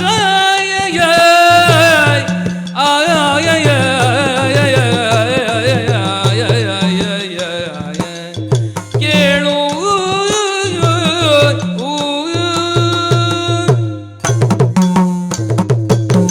ಸ್ವಾಮಿ. ಮಗುವೆ, ತಂದೆ ಎಂದರಿಯದೆ ನಿನ್ನಲ್ಲಿ ಹೋರಾಟ ಮಾಡಿದೆ. ಶತ್ರು ಎಂದು ತಿಳಿದುಕೊಂಡು ಹೋರಾಟ ಮಾಡಿದ್ದು. ಆ ಸಂದರ್ಭದಲ್ಲಿ ನಿನ್ನ ಕೈಯಲ್ಲಿದ್ದಂತಹ ಸುದರ್ಶನದ ಸ್ಪರ್ಶ ನನ್ನ ದೇಹಕ್ಕಾಯಿತು. ಸುದರ್ಶನ ಒಳ್ಳೆಯ ದರ್ಶನವನ್ನೇ ನನ್ನ ಪಾಲಿಗೆ ನೀಡಿದೆ. ಅಂಧಕಾರವನ್ನು ಕಳಚಿ ಸುಜ್ಞಾನದ ಬೆಳಕೊಂದು ನಿನ್ನ ಅಂತರಂಗದಲ್ಲಿ ಮೂಡಿತು. ಹಾಗಿದ್ರೆ ಲೋಕಮುಖಕ್ಕೆ ಆಗಬೇಕಾದಂಥ ಪಾಠ ಯಾವುದು? ನಮ್ಮಲ್ಲಿ 3 ಗುಣಗಳಿರುತ್ತವೆ. ಸತ್ವ, ತಮ, ರಜೋ 3 ಗುಣಗಳಿರುತ್ತವೆ. ತಮೋ ಗುಣವನ್ನು ರಜೋ ಗುಣವನ್ನು ನಿಯಂತ್ರಿಸಿ ನಾವು ಸಾತ್ವಿಕರಾಗಿ ಲೋಕಮುಖಕ್ಕೆ ಕಾಣಿಸಿಕೊಳ್ಳಬೇಕು ಅನ್ನುವುದೇ ಈ ಸುದರ್ಶನನಿಂದ ಆದಂಥ ಪಾಠ ನನ್ನ ಪಾಲಿಗೆ. ಮತ್ತೆ ನಿನ್ನ ಕೈಯನ್ನು ಸೇರಿರ್ಬೋದು ಆತ, ಆದರೆ ಆತನದ್ದಾದಂಥ ಸ್ಪರ್ಶದಿಂದ ಕೊನೆಯ ಕಾಲಕ್ಕಾದರೂ ನನ್ನ ತಂದೆ ತಾಯಿಗಳನ್ನು ಕಾಣತಕ್ಕಂಥ ಯೋಗ ಭಾಗ್ಯ ನನ್ನ ಪಾಲಿಗೆ ಲಭಿಸಿತು. ಸ್ವಾಮಿ, ಇಂಥ ಸುದರ್ಶನವನ್ನು ಅಂದರೆ ನಿಮ್ಮಿಬ್ಬರ ದರ್ಶನವನ್ನು ಕಂಡ ಬಳಿಕ ನನಗಿನ್ನು ಲೋಕದಲ್ಲಿ ಬದುಕುವ ಆಸೆ ಖಂಡಿತಕ್ಕೂ ಇಲ್ಲ. ಮುಂದೇನು? ಅಪ್ರಮೇಯನಾಗಿ ಶೂರ ಭೌಮಾಸುರನಾಗಿ ಕರೆಸಿಕೊಂಡವ ಈ ಲೋಕದಲ್ಲಿ ನನ್ನ ಕೊನೆಯ ಕಾಲದವರೆಗೂ ಒಂದು ಆಸೆ ಇದ್ದದ್ದು, ಸಾಯುವ ಸಂದರ್ಭದಲ್ಲಿ ಆದರೂ ನನ್ನ ತಂದೆ ತಾಯಿಗಳನ್ನು ನೋಡಬೇಕು. ಪ್ರತಿಯೊಬ್ಬ ಅನಾಥನಿಗೂ ಲೋಕದಲ್ಲಿರುವುದು ಅದೇ ಒಂದು ಆಸೆ. ಸರಿ, ತಂದೆ ತಾಯಿಗಳೇ ಯಾರಂತ ಗೊತ್ತಿಲ್ಲದವರು ಲೋಕದಲ್ಲಿ ತಂದೆ ತಾಯಿಗಳ ಪ್ರೀತಿಗಾಗಿ ಅವರ ವಾತ್ಸಲ್ಯಕ್ಕಾಗಿ ಹಪಹಪಿಸುತ್ತಾ ಇರತಕ್ಕಂಥ ಸಂದರ್ಭ ಸಾಕಷ್ಟು ಒದಗಿ ಬರುತ್ತದೆ. ದೇವ, ನಿನ್ನ ಮಗನಾಗಿ ಈ ಲೋಕದಲ್ಲಿ ಅದನ್ನು ನಾನು ಅನುಭವಿಸಿದೆ. ದೇವಸುತನಾದರೂ ಆತನದ್ದಾದಂತಹ ಕರ್ಮ ಬಂದ ಅದು ವಿಮೋಚನೆ ಹೊಂದುವುದಿಲ್ಲ. ಮಾಡಿದ್ದನ್ನು ಅನುಭವಿಸಲೇಬೇಕು ಅನ್ನುವುದು ಲೋಕ ನಿಯಮವಲ್ಲವೇ? ಹೌದು. ದೇವ, ಏನು ಇನ್ನು ಬದುಕಬೇಕೆಂಬ ಆಸೆ ಖಂಡಿತಕ್ಕೂ ಇಲ್ಲ ನನ್ನ. ಮತ್ತಂತರಂಗದ ಬಯಕೆಗಳೇ? ಅಂತರಂಗದೊಂದು ಬಯಕೆ ಉಂಟು. ಏನು? ಈಗ ನಾವು ಯುದ್ಧ ಮಾಡ್ತಾ ಇರತಕ್ಕಂಥ ಸಂದರ್ಭ ಆಶ್ವಯುಜ ಬಹುಳ ತ್ರಯೋದಶಿಯ ನಟ್ಟಿರುಳು. ಸರಿ, ಈ ನಟ್ಟಿರುಳು ಕಳೆದ್ರೆ ನಾಳೆ ಬರತಕ್ಕಂಥದ್ದು ಚತುರ್ದಶಿಯ ಪುಣ್ಯ. ಆ ಪುಣ್ಯ ತಿಥಿಯಲ್ಲಿ ನನ್ನದಾದಂಥ ಶಿರವನ್ನು ಕಡಿಯಬೇಕು ಸ್ವಾಮಿ. ಜೊತೆಗೆ ಆ ಪುಣ್ಯ ಸಂದರ್ಭಕ್ಕೆ ಲೋಕದಲ್ಲಿ ಇದು ನರಕ ಚತುರ್ದಶಿ ಅನ್ನತಕ್ಕಂಥ ಹೆಸರು ಒದಗಿ ಬರಬೇಕು. ಈ ಸಂದರ್ಭದಲ್ಲಿ ಆ ಶುಭ ಮುಹೂರ್ತದಲ್ಲಿ, ಮುಂಜಾವಿನ ಶುಭ ಮುಹೂರ್ತದಲ್ಲಿ ಯಾರು ಅಭ್ಯಂಗವನ್ನು ಮಾಡಿಕೊಂಡು ಸ್ನಾನ ಮಾಡುತ್ತಾರೋ ಅವರು ಗೈದಂತಹ ಪಾಪಗಳನ್ನೆಲ್ಲವನ್ನು ನಾಶ ಮಾಡಬೇಕು. ನರಕ ಅಳಿದಂಥ ಈ ದಿನಕ್ಕೆ ನರಕ ಚತುರ್ದಶಿ ಅನ್ನುವುದಾಗಿ ಲೋಕದಲ್ಲಿ ಹೆಸರು ಬರುವಂತೆ ಮಾಡಬೇಕು. ಇದೊಂದೇ ನನ್ನ ಅಪೇಕ್ಷೆ ಇರುವುದು. ನರಕಾಸುರ ಅಲ್ಲ, ಈಗ ಪರಿಶುದ್ಧನಾದ ನಿನ್ನನ್ನು ಆ ಹೆಸರಿನಿಂದ ಕರೆಯಬೇಕಾದ ಅಗತ್ಯ ಇಲ್ಲ. ನೀನು ನನಗೆ ಮಗನೇ ಹೌದಷ್ಟೇ. ನಿನ್ನ ಅಂತರಂಗದ ಬಯಕೆ ಏನು? ನಾಳಿನ ಸೂರ್ಯೋದಯದಲ್ಲಿ ಪ್ರತಿಯೊಬ್ಬರೂ ಬೆಳಕಿನಡೆಗೆ ಸಾಗಬೇಕು, ಹೌದು. ಕತ್ತಲೆಯಿಂದ ದೂರವಾಗಬೇಕು ಅಂತ. ಅಭ್ಯಂಗ ಸ್ನಾನ ಅಂದ್ರೆ ಅರ್ಥ ಅದೇ ಅಲ್ಲವೇ? ದೇಹದಲ್ಲಿರತಕ್ಕಂತ ಕಶ್ಮಲ ಮಾತ್ರ ಅಲ್ಲ, ಶುಚಿರ್ಭೂತರಾಗಿ ಅಂತರಂಗದಲ್ಲಿರತಕ್ಕಂತ ಕಶ್ಮಲವನ್ನು ದೂರೀಕರಿಸಬೇಕು, ಮಾಡಿದಂತ ಪಾಪಕ್ಕೆ ಪ್ರಾಯಶ್ಚಿತ್ತ ಮಾಡಿಕೊಳ್ಳಬೇಕು ಅನ್ನುವುದಕ್ಕೆ ಅಭ್ಯಂಗ ಸ್ನಾನ ಅಂತ ಹೇಳುದು. ಅಂತರಂಗ ಬಹಿರಂಗದಲ್ಲಿ ಶುದ್ಧರಾಗಿ ಇದ್ದು ನಿರಂತರ ನನ್ನ ನಾಮಗಳನ್ನೇ ಉಚ್ಚರಿಸುತ್ತಾ ಹರಿನಾಮ ಅಷ್ಟು ಧ್ಯಾನ. ಸಾಕಾಗುವುದಿಲ್ಲ, ನಿನ್ನನ್ನು ನೆನಪಿಸಬೇಕು. ಹೊಸ ಬಟ್ಟೆಯನ್ನು ಧಾರಣೆ ಮಾಡಿ ಸಿಹಿಯನ್ನು ಉಂಡು ಕುಟುಂಬ ಸಹಿತ ಬೇರೆ ಬೇರೆಯಾಗಿ ಅಲ್ಲ, ಯಾರು ಇಂತು ಮಾಡುತ್ತಾರೋ ಅಂತವರಿಗೆ ನಿನ್ನ ಯಾವ ಹೆಸರುಂಟು ಅದು ಸಿಗದಂತೆ ಅವರಿಗೆ ಸಿಗಬಹುದಾದ ಪುಣ್ಯಲೋಕವನ್ನು ಕೊಡುತ್ತೇನೆ.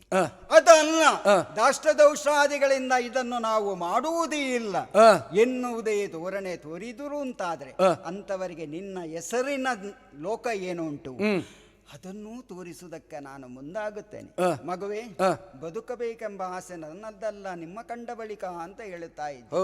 ಆದ್ರೆ ಇದೆಲ್ಲವೂ ಆಗಬೇಕು ಅಂತಾದ್ರೆ ಈ ರಂಗದಿಂದ ನೀ ನಿರ್ಗಮನವನ್ನು ಹೊಂದಲೇಬೇಕು, ಹೌದಷ್ಟೇ? ಆದುದರಿಂದ ಇದು ಸಕಾಲ, ಇನ್ನೇನು ಉದಯಾಚಲಕ್ಕೆ ಅಲ್ಪ ಕಾಲ ಇರುವುದು. ಆದುದರಿಂದ ನಿನ್ನ ಅಂತರಂಗದ ಬಯಕೆಯಂತೆ ಇದು ಸುದರ್ಶನವನ್ನ ಎತ್ತಿ ಹಿಡಿದಿದ್ದೇನೆ. ಈ ಲೋಕದಿಂದ ಮರೆಯಾಗಿ ಆ ಲೋಕದಲ್ಲಿ ಸ್ಥಿರವಾದ ಸ್ಥಾನವನ್ನು ಹೊಂದುವುದಕ್ಕೆ ಸನ್ನದ್ಧನಾಗು. ಇದು ನರಕವದೆಯಲ್ಲ, ಇದು ನರಕಾಸುರ ಮೋಕ್ಷ. ಪ್ರತಿಯೊಬ್ಬರು ನಾಳಿನ ದಿನದಲ್ಲಿ ನಿನ್ನ ಹೆಸರು ಆ ಸೂರ್ಯ ಚಂದ್ರರು ಇರುವವರಿಗೆ ಬೆಳಗುತ್ತದೆ ಮಗನೇ. ನಿಶ್ಚಿಂತೆಯಿಂದ ಈ ಸುದರ್ಶನಕ್ಕೆ ತನ್ನ ಕೊರಳನ್ನು ಒಡ್ಡು. ಜಯ ಜಯ ಜಯ ಜಯ.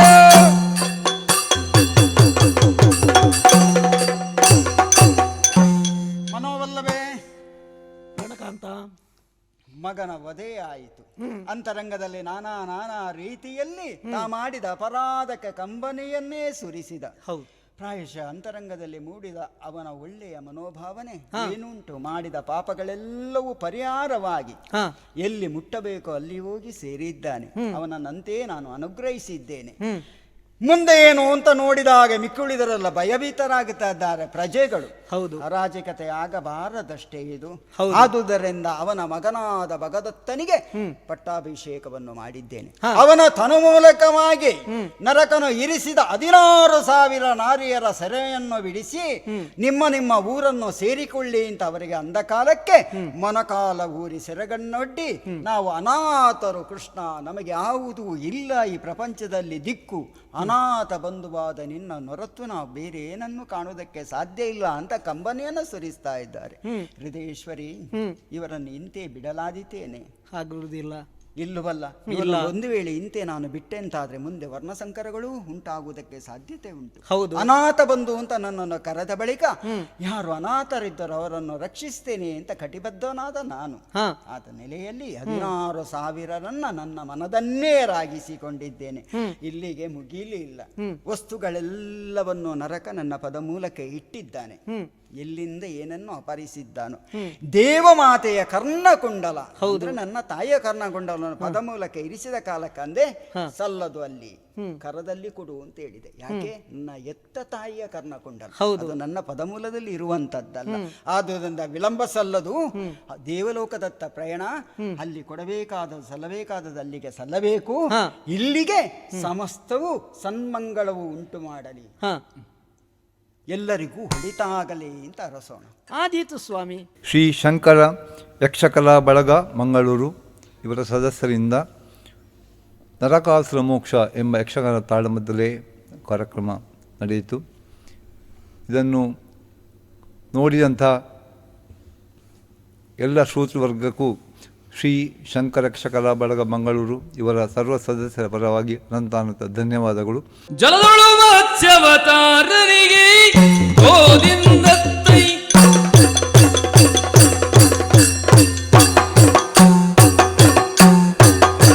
ಜಲದೊಳು ಮತ್ಸ್ಯವತಾರನಿಗೆ ಕರಿಯ ಬೆನ್ನಲ್ಲಿ ಪುತ್ತ ಕೂರ್ಮನಿಗೆ ಕರ್ರೆಯನ್ನು ಧರಿಸಿದ ವರ್ಣಾವತಾರಗೆ ತಳನ ಕಾಯ್ದ ಶ್ರೀ ನರಸಿಂಹಗೆ ಮಂಗಲಂ ಜಯ ಮಂಗಲಂ ಜಯ ಮಂಗಲಂ ಜಯ ಮಂಗಲಂ ಶ್ರೀ ದುರ್ಗಾಂಬಿಕೆಗೆ ಮಂಗಳಂ ಮಂಗಳಂ